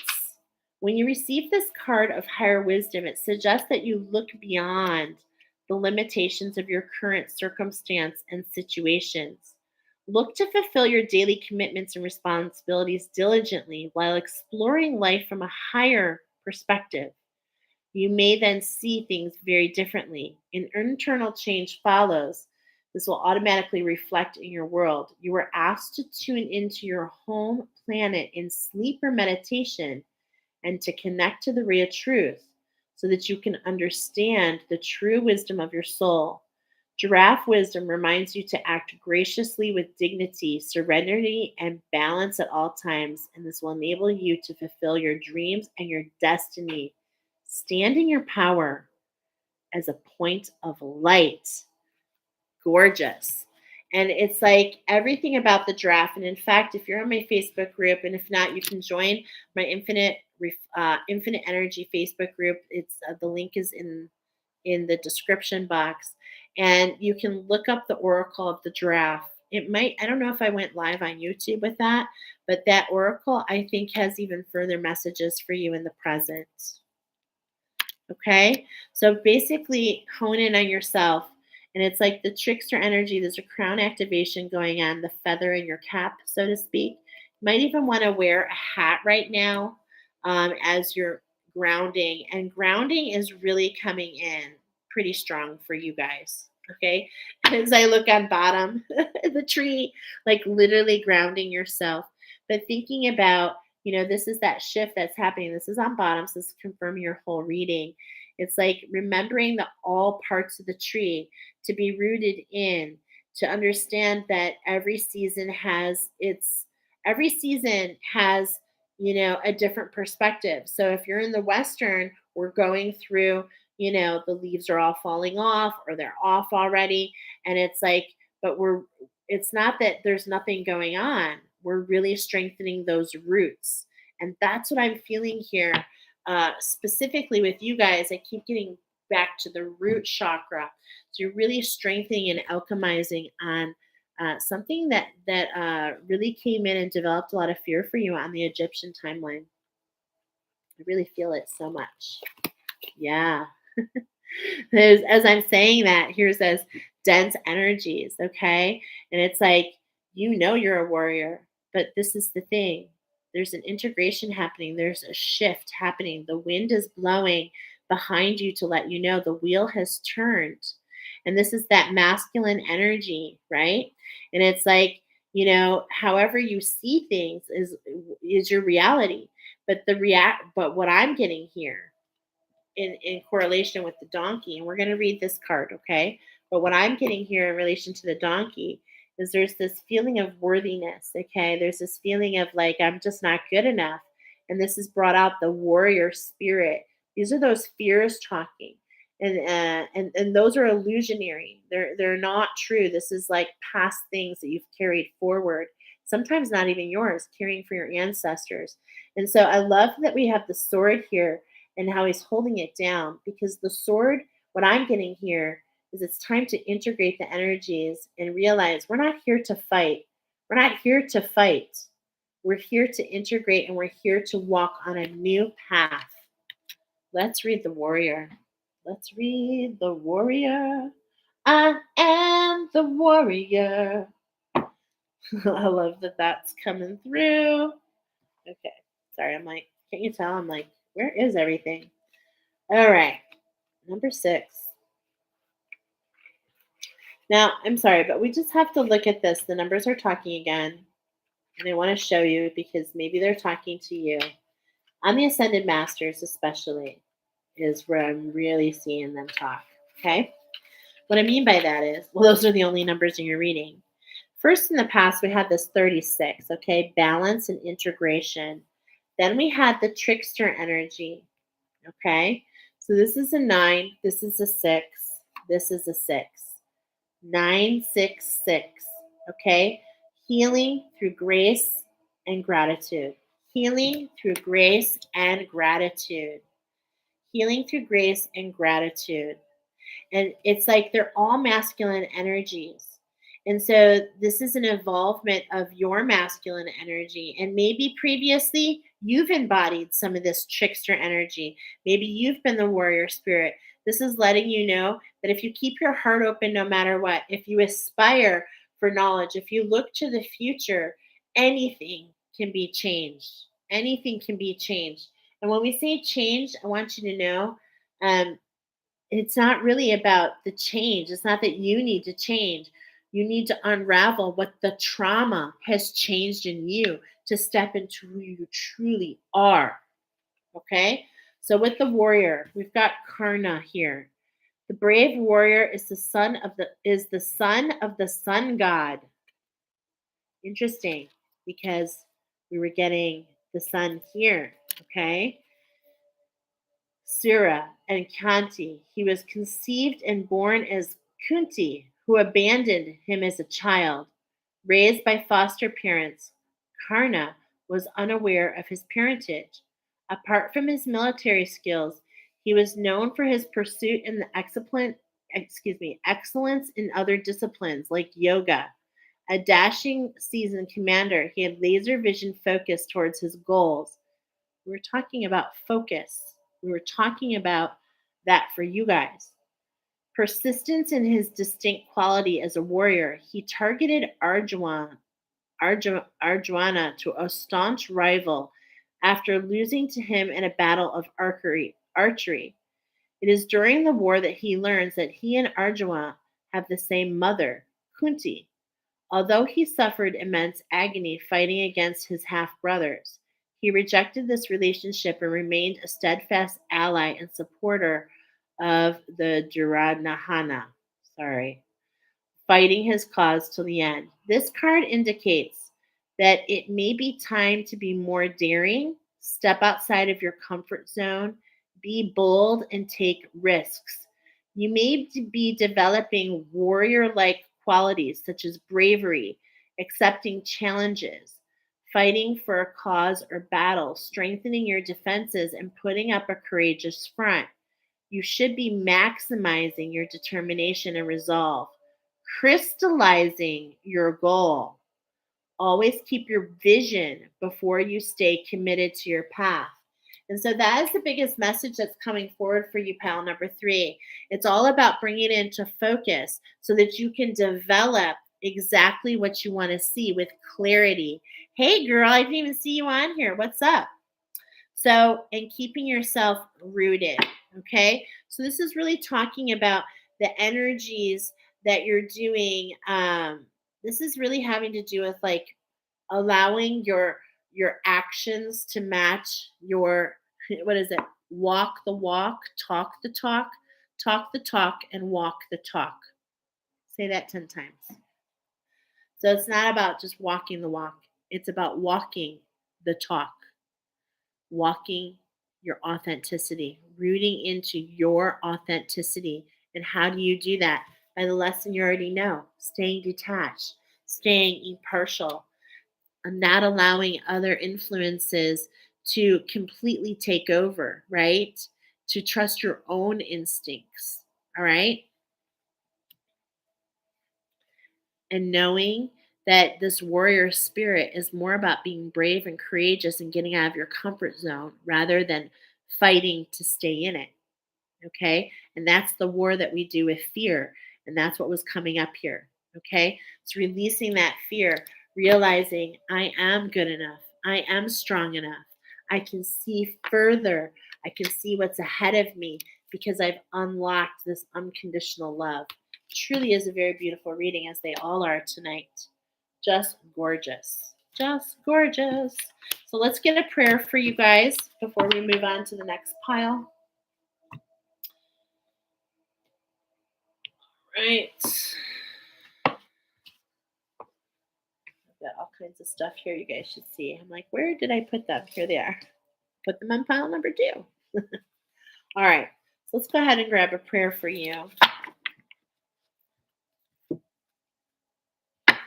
Cut to enjoyment.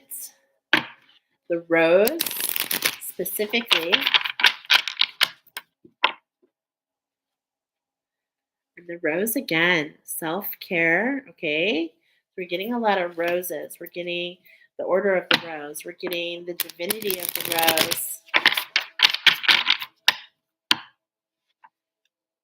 Self-acceptance. Okay, that's going to go on bottom. We'll read that in a moment. Their prayer for you. Here we go. Abundance. Divine beloved, please show me how to feel fully deserving to receive. I release my ego's plan and open to being a vehicle for abundance. Beautiful. You know, these flowers are talking to me because they are reminding me 100% of the lilies of the valley flower, which is a bell shaped, as you can see, it's a bell shaped flower. And what I'm saying that is there's almost the flower in itself. You can look them up. Lily of the Valley flowers are, there's a legend that they were planted at the foot of the cross of Jesus, and that they go in this bell shape so that they're shielded from the truth of what was happening to him. It was almost too painful. They didn't want to see. And this is coming up with relevance because if you don't see clearly, if you don't have the focus, then you can't develop clarity. And if you can't develop clarity, how are you going to be abundant? So what I'm feeling here is to be brave and to flip the script and to turn and face exactly the fears. You know, just like it's a bell shape, don't allow the sounds, the sights, and everything around you to kind of keep you underneath this umbrella, okay? Because it's really just a facade. It's not the truth, okay? And so allowing yourself to be nourished and allowing yourself to know that maybe this has come many times. I actually have a feeling that this is resonating with you about this lesson has come a few times, but this time you're brave enough to look at it in the face and to detach and not to read into it as a feeling of your worthiness, but really seeing for what it is and really understanding that these traumas have in fact kept you from your worth. And that is a lot different. Many people think, oh, I'm not deserving. No, my friends, it is your birthright. Of course you're deserving. Of course you are. As soon as you believe it, as soon as you have focus and clarity of that, you claim it. But if you keep yourself hidden, the tears and the lessons keep going round and round until you open yourself up in a new way. Beautiful. Going right now, my love. Last one. Self-acceptance. Nothing is more exhausting than endlessly working on yourself. When you offer your whole being fully to love, self-acceptance arises spontaneously. May I rest in your oneness, dear divine. And it's like this garden is being planted. And I'm having this element because we're talking about the crown chakra for you guys. And it's like, in a lot of ways, this is your channel to the divine. So in a lot of ways, you've had a lot of shadows in this channel, blocks. I'm feeling blocks, but it's like, um, there's a perspective switch. This is the dirt. The shadows is really the fertile dirt to plant the seeds that come from your soul to grow into you. This is what allows the metamorphosis, the bravery to see that this is just soil. And that's coming up with that tree. We're really focusing on the root. And the scariest part of the seeds is when it bursts out into the darkness. It bursts out into the darkness. But at the same point in time, it is in the darkness that you have the most potential. You know why? Because you don't have, it's not all wrapped up and done.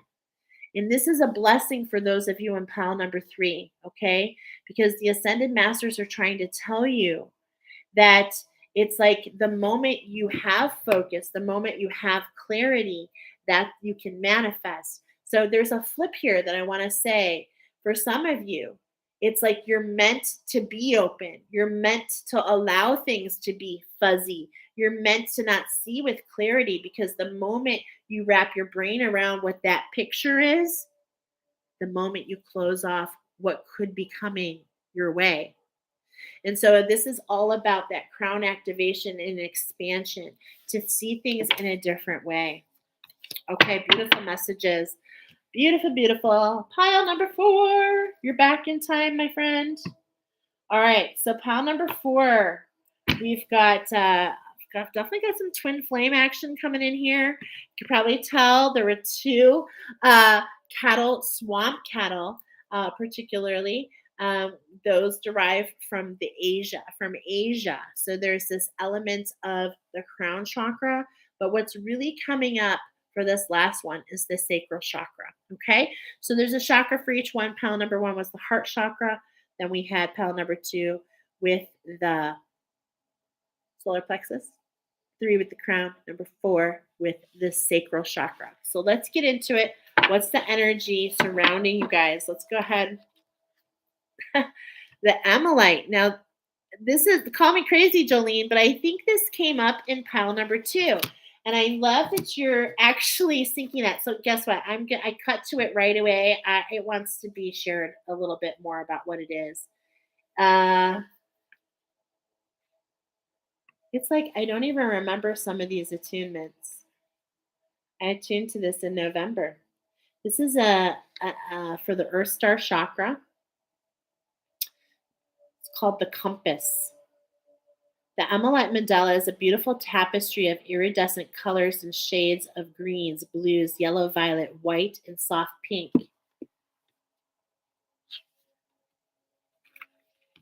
Oh, I had to turn. And the most striking thing about, okay, so it's talking about the mandala, and there's this element of gold and cobalt blue and bird feathers. So this is what's coming up with this particular card. I am one of the most ancient of all oversouls, and I have incarnated before humanity was seeded as part of the old earth. Being one of the first wave of beings that shaped the earth, I help shape human DNA. Embedded within your DNA is your original compass codes. These were designed to support, nurture, and guide you through your many incarnations leading up to 2012. My attunement offers an upgrading of these codes so that you can navigate your way through the new earth in this lifetime and further into the future. Wow, beautiful. The shape, beloved one, the shape of the fourfold golden flame is your compass. And now it is recalibrated and aligned to the few frequencies of light that will further support the unfolding of the new earth. It will survive and guide you as well for the new map. Your participation in the world will be supported in ways that were not possible on the old earth. Being seen for who you are and all your magnificence will be given like it is the right of any human being. And I'm like, not even kidding, right below it, the Lemurian, which is that link to the sacral chakra. So let's keep going. Wow. Oh my gosh. And look at that, 58 and 8. And I'm being told Adam, 66, and alignment to the 6th chakra, the higher heart, which is really crossing over that barrier, that bridge into the upper chakras is complete. Angelic aura. Angel aura. I'm getting angelic vibes. Of course, we've got the angels here. and zinc-site. Okay. So, sorry, these cards are hard to hold. So those are all just little clues. Zinc-site, I'm getting like the nose. I'm getting the nose. Okay, so the energy around pile number 4 is the amethyst. And I love that this is coming forward because amethyst, a lot of people think of it of just the third eye. And it is related to the third eye. But remember, we're talking about the sacral here. So yes, you might have an activation in your third eye, which kind of, makes perfect sense as this is in the mountains, water, a swamp buffalo, or in the mountains of China, and they like to put themselves in the mud. Unlike the river buffalo who like to get into the water up to here, the swamp buffalo like to get themselves into the mud. They like to roll into the earth. So grounding is coming in, and this allows you, amethyst allows you to actually, align with your higher self. But it also is affiliated with cleansing the water. So you can actually take the amethyst and you can put it in water. It's water soluble and it can bless your water. And it can also do with intention the same exact thing to your sacral chakra. It can cleanse the sacral waters and now allowing your feminine to be in her original blueprint. Now, what's on bottom is also pretty huge, okay? Because this is what I was getting for you guys is this is like a huge, this is through that heart activation, something that you've been in. This is like a continuation of another story. I feel like those of you that chose pile number 4, it's connected to another.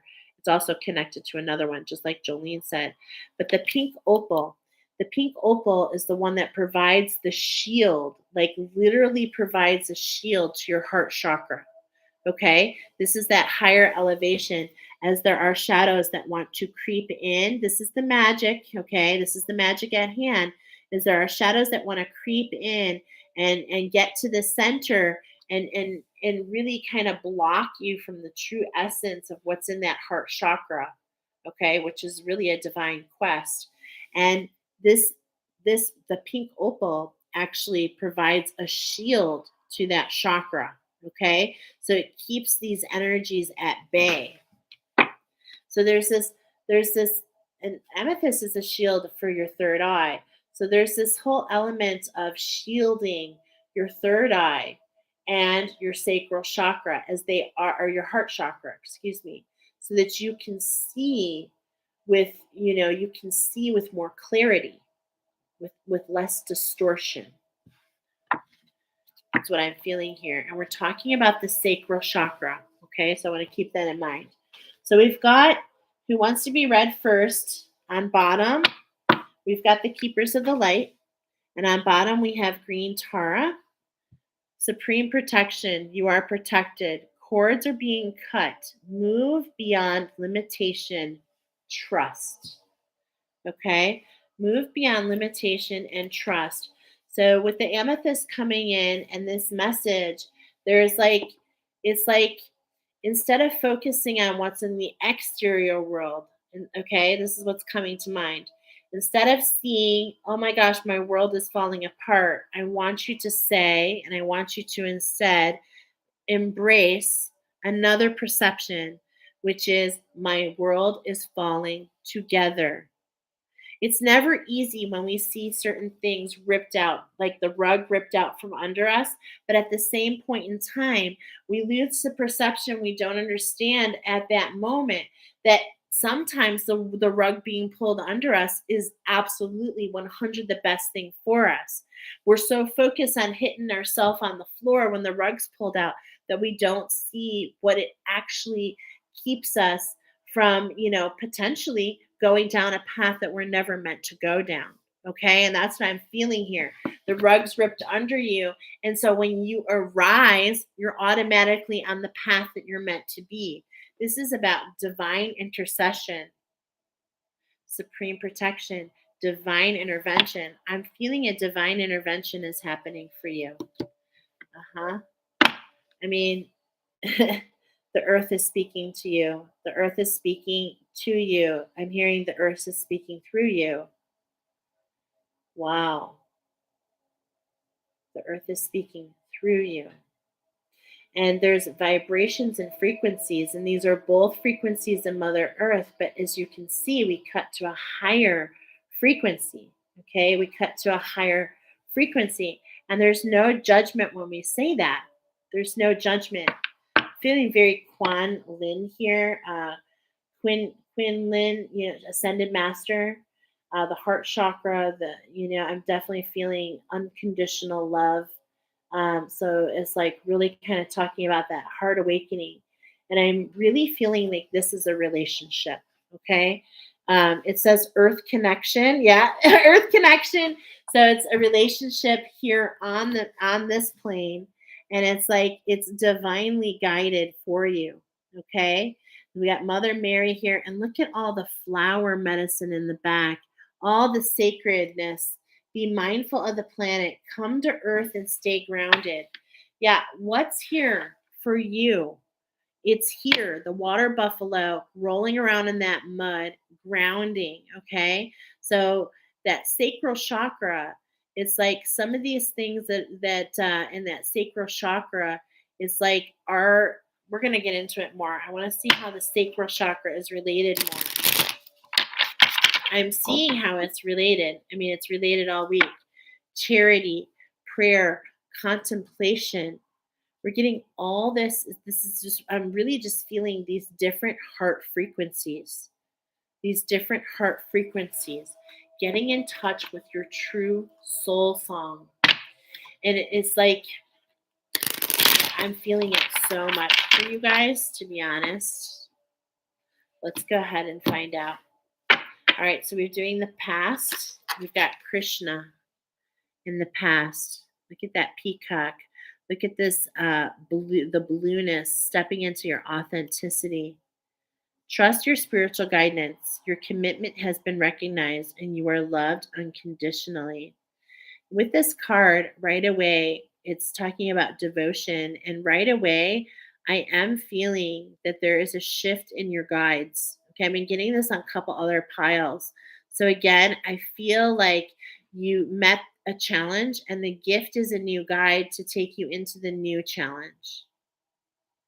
And this challenge, I'm feeling a lot when I'm in your energy right now. I'm feeling a lot of it's really hard for me to describe.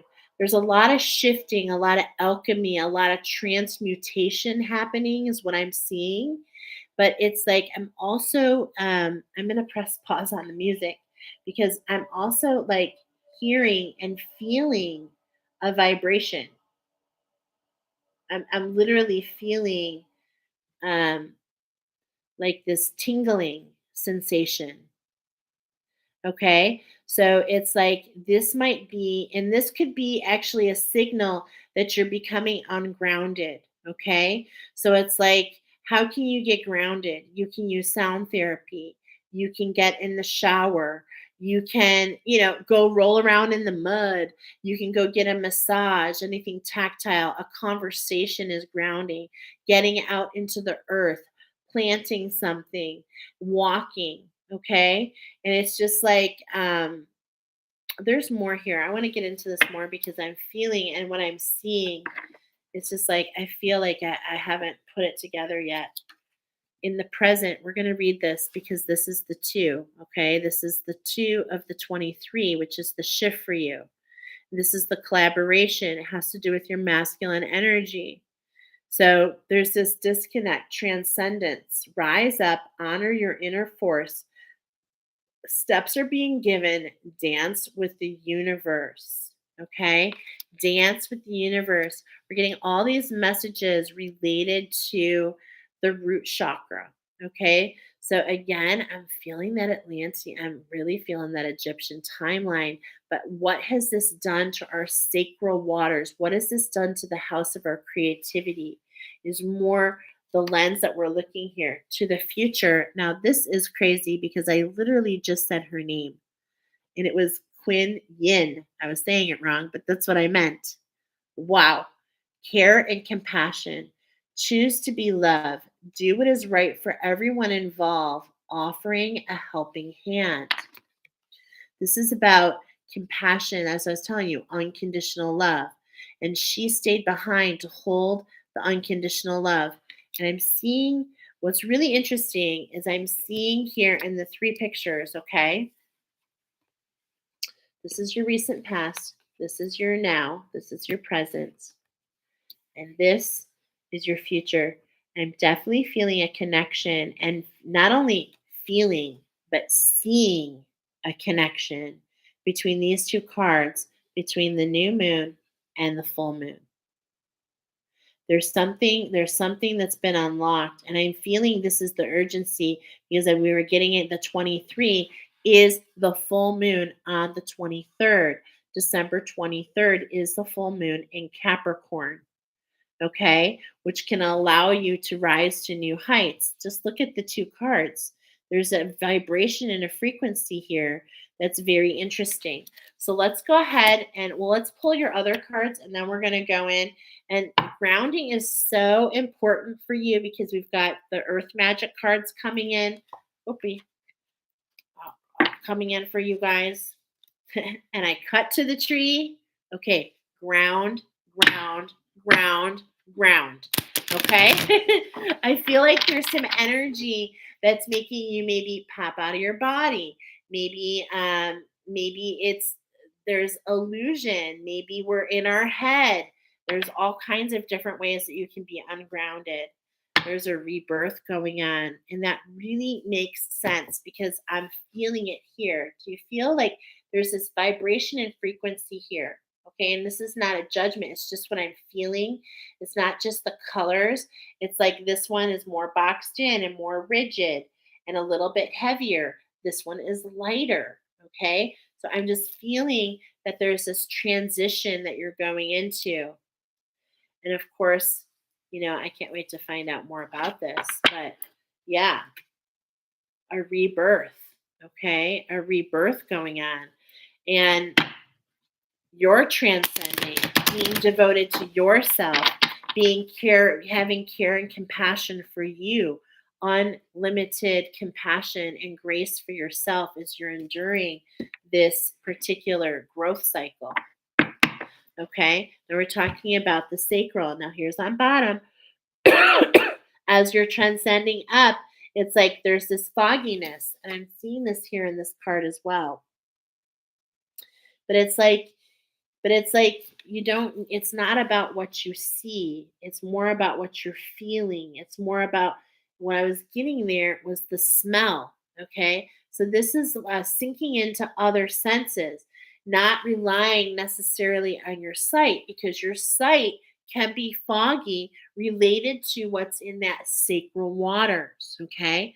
So there's something in your sacred waters which is really kind of upsetting your feminine is what I'm getting. And what I'm seeing in my mind's eye is like kind of a battle, a pushback. I'm getting a lot of red energy. I'm definitely feeling the Egyptian timeline for you, my friends, for sure. And I'm feeling and seeing a lot of fire energy. Okay. So I really feel like with this fire energy that I'm seeing is that your feminine energy is really on the rise to, really overcome these obstacles which are keeping you from stepping into your full power. And so on the bottom here, it's like things are kind of foggy. You can only see the tip of the mountains. But at the same point in time, everything happens for purpose. So by tuning into the other senses, because I was getting that with the smell, sinking into the smells, allowing that to ground you into your space, like actually smelling oils, candles, getting the smells, cooking a meal, really working with different herbs and spices, okay, is really going to elicit something out of you, elicit some emotions, elicit this creative spark. Yeah, I'm feeling that so much. Oh my gosh. Okay, so in the past, childhood, innocence. Okay, so there's like in the past, in the recent past, there's alignment to your inner child. You're in touch with that. You're in touch with that. You've done a lot of healing there. Now this is coming under Krishna. Okay, so what I'm seeing here is it's allowed you to, really kind of go ahead and step into your authenticity. It's put you on the path to this abundance. And this peacock feather, it means abundance to me, but I also see the eye. But what's really interesting, I'm like feeling a lot of throat chakra action here with you guys. Okay. So it's like whatever's happening in that sacral chakra to your feminine energy, it's blocking you from being your true authenticity. All right. And it's almost like your feminine energy, like she's kind of like at war, so to speak. And this is not the alignment here that we're feeling between the two. Okay, we're gonna read more about that card for you. And it's just like, but at the same point in time, it's like there's this opening. I feel like this just happened, an activation. Something opened up for you. Something opened up that's allowing you to be attract to your authenticity. I'm telling you, my throat chakra is feeling, I don't want to use the word attacked, blocked. Like I'm having a hard time. I'm really can feel it a lot, to be honest. All right, we're going to get into this more. Underneath, wow. Underneath the card that we're going to read for transcendence is the green man, synergy. The green man holds the holds your throne, protects your throne. And this is interesting because the seat of your throne, which is in your solar plexus, this is letting me know with the green man here is he protects your throne. I'm feeling the heat now. He protects your throne while until you can sit and own your throne on your own.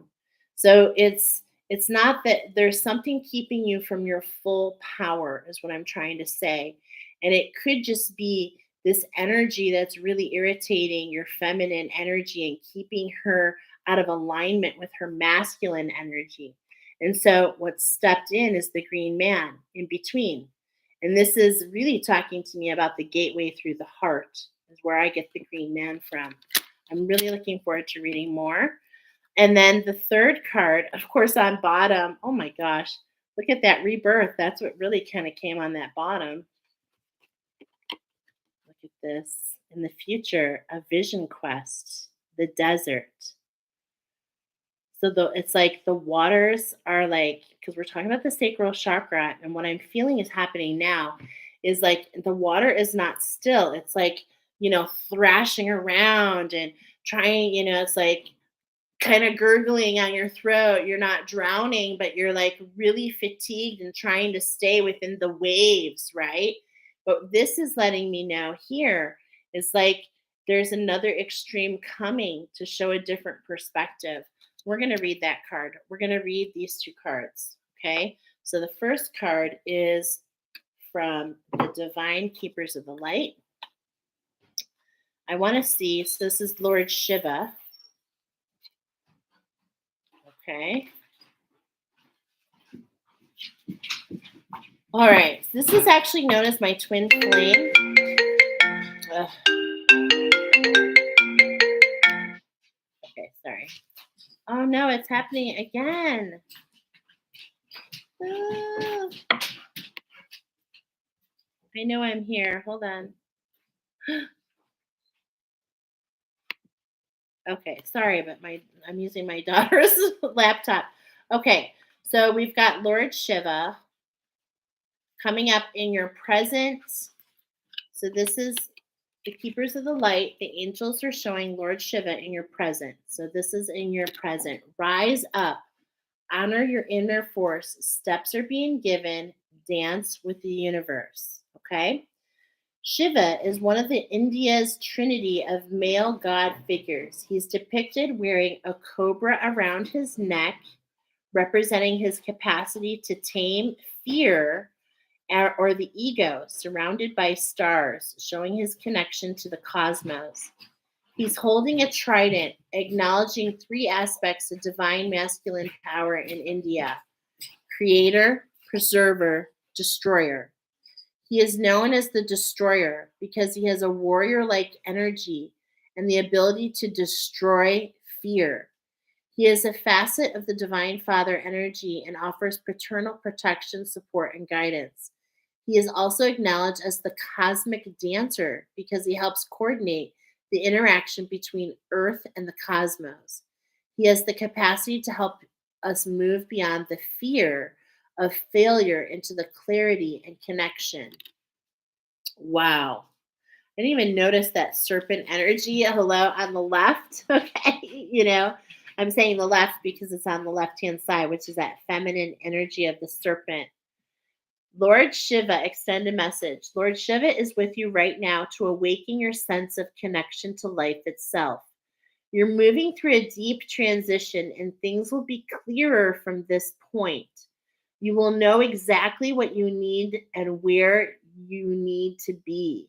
This is a powerful time as you will transcend the limitations that others have set for you. It is a time of innovation, ideas, stargazing, soul traveling, and soul revealing. Shiva, the Lord of Dance, is here with the sacred sound of Aum to lead the way. And so, and that is like really setting into this throat chakra, which is super interesting. But at the same point in time, there is a huge shift going on. And this makes sense with the green man synergy, right? The destroyer. Now, what's coming up is as I was preparing for this oracle, there were different stories stepping up. And the story that's really coming forward is because this particular picture that I shared is it's got the two in the water, but at the same point in time, this was taken in Lao, okay? And there is in Lao, there is a story about, it's actually from the Indian story, and it could be related to Shiva. So I believe there's more. You can look up India and water, uh, and the water horse, and not the water horse, the water buffalo, because basically there is a god in the Indian. It's not Shiva, but he rides the water buffalo, and he is like death. And we're talking about rebirth here for you guys. So there's a whole rebirthing process going on, and you're so protected. So this is about keeping synergy with yourself. Now let's see about that desert, because this is the 23. This is the shift. This is what's going on. This is what's really, it's multifaceted.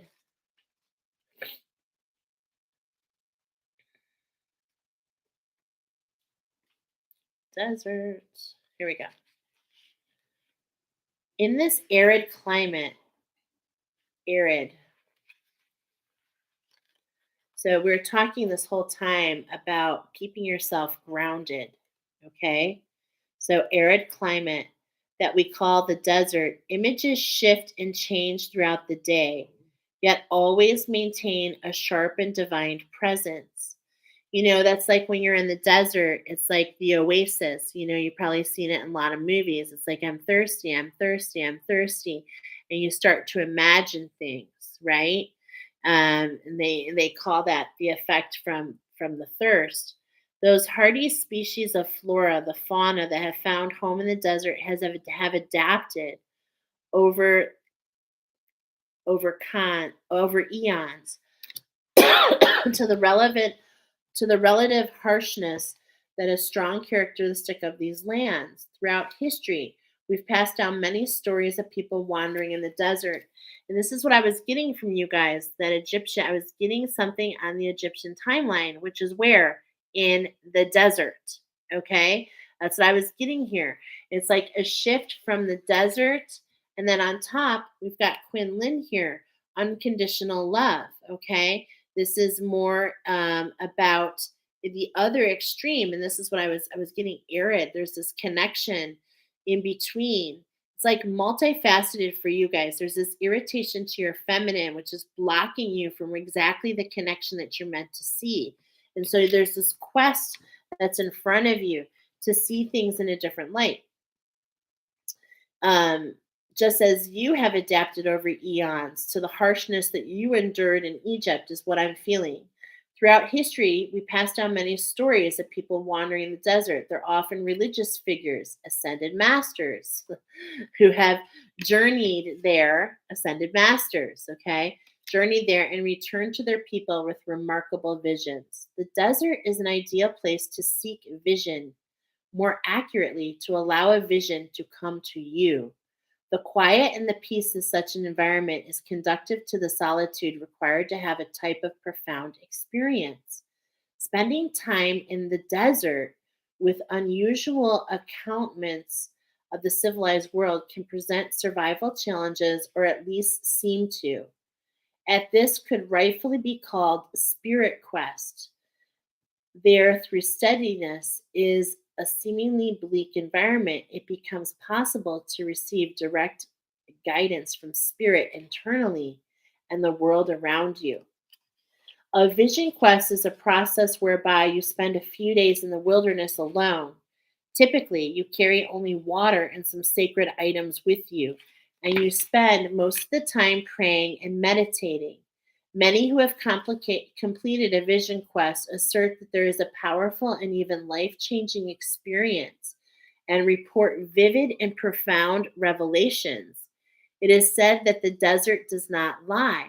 So, partaking in this can help you discover the truth about your purpose, or at least give you some clues. It is time for you to go on a vision quest. Designate a place in nature in which to dwell for whether it's a couple hours or a few days. Spend the majority of time while you're there praying and meditating. It is best to be in a location where you can truly find solitude, even if it's a quiet corner at the park for an afternoon. Wherever you go, take your question, your concern, or challenge with you into prayer and meditation. Allow it to float around in your consciousness and watch for what shows up. This is one of the more powerful cards. By drawing it, what other messages you may have received are amplified threefold. Wow. So we were already getting the 33, and this is threefold. Truly magnificent, actually, as you're going into that rebirth. Okay. As you're following the white rabbit, it's like, in a way, you're going down the bunny hole, but the bunny hole is you. And how can you emerge in your true essence, ready for spring, ready to grow? And that's what I was feeling here between these two cards, like the vibration of the present and the near future. It's just like this huge vibrational shift. In a lot of ways, it feels more authentic. Okay. So this is about and it's funny that that cough is not there as much. Now, on bottom of the Keepers of the Light, we got the Odin. Okay, so this is really, really making more sense now, because, of course, Odin is the oracle. He is the oracle. And he, yeah, psychic insight. Your third eye is open. See truth for what it is. Follow your intuition. Okay. And I'm seeing like these crows in the background. Is like, okay, I'm actually feeling a much deeper message um because I'm a little bit more intimate with Odin. What I mean by that is he's the oracle. He went down into the shadows. He transcended down, way down, and he came up with the knowledge that he shared. And he sacrificed his eyesight to bring this knowledge forward. So, in a lot of ways, he went on that same vision quest, and he wasn't the same man when he came up on the other side. Okay. And he did align with his divine flame. which of course is what's her face, which of course is what's her face. I know who she is, but I can't think of it right now. Freya, yeah. And who is Freya? But Freya is the feminine energy under the lake. Wow, so much. Let me catch up on a couple comments. She smells wonderful. Yes, this one is huge for me. Oh, the full moon. Yeah, I'm definitely feeling that there is something about this full moon, you guys. Number one, been getting 23s everywhere, okay? Which is like I said, everybody has their own little communication system. I can only share mine. So these 23s have been coming in. And in my sacred work, I knew that because I work with attunements. So I knew that it was a combination of the ruby and the black tourmaline, which is all about going into that treasure chest. So it's literally going down into the treasure chest, going down into these dense energies and seeing them for what they are, but emerging into your true authenticity. And with this full moon coming in Capricorn, this is that time to do that. This is that time to let go of what was and to come forward into what is. Okay. And that's what I was feeling so very much. But I believe that this is just a thought starter for those of you that got this card, because there's definitely more to come for you. I'm feeling like, you know what I'm feeling like? You know how you're watching a really great show and then it's like to be continued and you're like, what? It definitely feels like, are you kidding me? But it's like, this is what spirit wants me to do for you. It's bringing you to this phase because this vision quest, this is something sacred between you and source. This is something to allow you to expand and allow you to grow.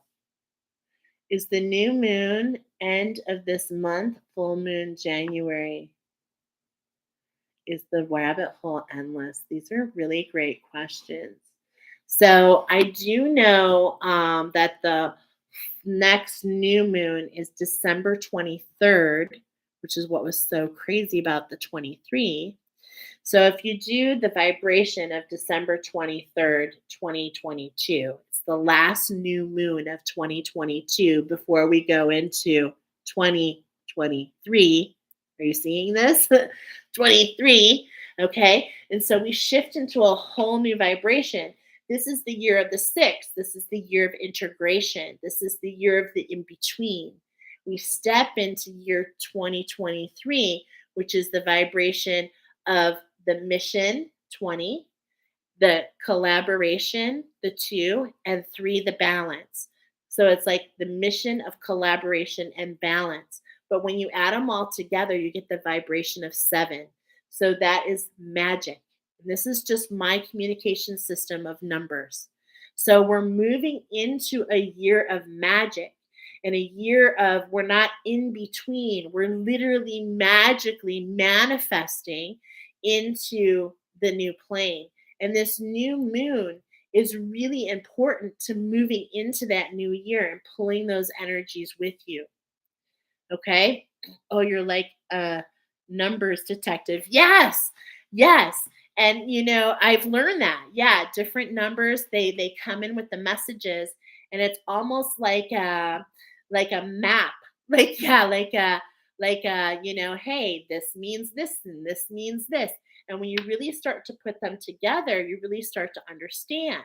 So if we look at the vibration of 12/23/2022, if we really break it up, a 12 is a vibration of 3. So it's talking about balance, but you have to look at it separated too. So it's about oneness and collaboration, bringing you into balance. That's what this whole month of December is: oneness and collaboration. This is a collaboration. We're being at one. This is very grounding in itself. So this is showing you how to get balance, right? 23, collaboration and balance leads to the shift because it's a vibration of a 5. Collaboration and balance leads to a shift. Then we have the 2022, which is mission, master builder. So this year has been all about master building your mission. Okay.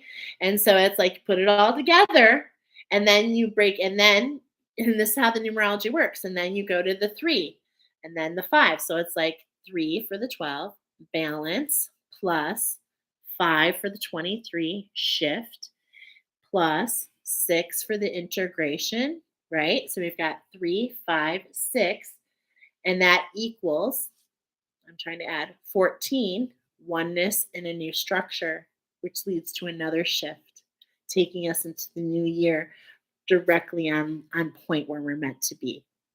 Wow. Okay. And that's how the numbers talk to me. So everybody has different strengths. And that's how the numbers, they just kind of intuitively speak a language. But this is the language that the angels like to talk in. This is the language of synchronicities. This is the language of numbers. Okay. Again, the throat. Yes, my friend, Miss Jolene, you already know with that throat chakra. So you'll get there. There's no wrong way. So these are beautiful messages. I hope you guys enjoyed this. This has been a really interesting week. I can feel the magic with this, and it just feels so divinely timed, as does everything. And there's still a lot of energy shifting going on, and we're still evolving. So I love that you asked, does the bunny hole, is it endless? And I want to say, in a lot of ways, it is endless. Okay, because really, when you look through the power of the all, it's like the amount of combinations, right? You're so welcome. Uh, but it's like, at the same point in time, the bunny hole, like, remember, I want to say there's a vibration to everything, right? So it depends on the vibration that you're looking at. Of course, anything built on love will always go in the right direction. Anything built on fear. So if we're going into the bunny, because there's two type of bunny, a bunny, we can go into lots of different bunny holes, right? So if we fall into the bunny hole with fear, then that can actually bring more fear. But just like Alice in Wonderland, she was just like so curious, and she's just like, where's this going? And it's like that type of vulnerability and openness and surrender to see what's next. In a lot of ways, it is endless, because that, to me, the bunny hole is really all about evolution. And so it all depends on your frequency and your vibration when you enter the bunny hole to begin with. It's a sign, it rang on twin flame. Yeah, it is. There's definitely twin flame vibes in pile number 4. It definitely shows the sacred twin flame. Yeah, for sure. For sure. And at the same point in time as I'm saying that, because I'm really getting it from these wings. I'm feeling it really has a lot to do with that Egyptian timeline. So it's like fire and ice energy. So it's like um, there's certain emotions being iced right now, to be able to see things from a different light, to be able to see what was endured in a different way. Is what I'm feeling. So that you can see from a different perspective. And that different perspective is going to allow you to really kind of connect the dots in a lot of ways. All right, you guys, this was fun. Thanks for hanging out with me. Until next time, toodles.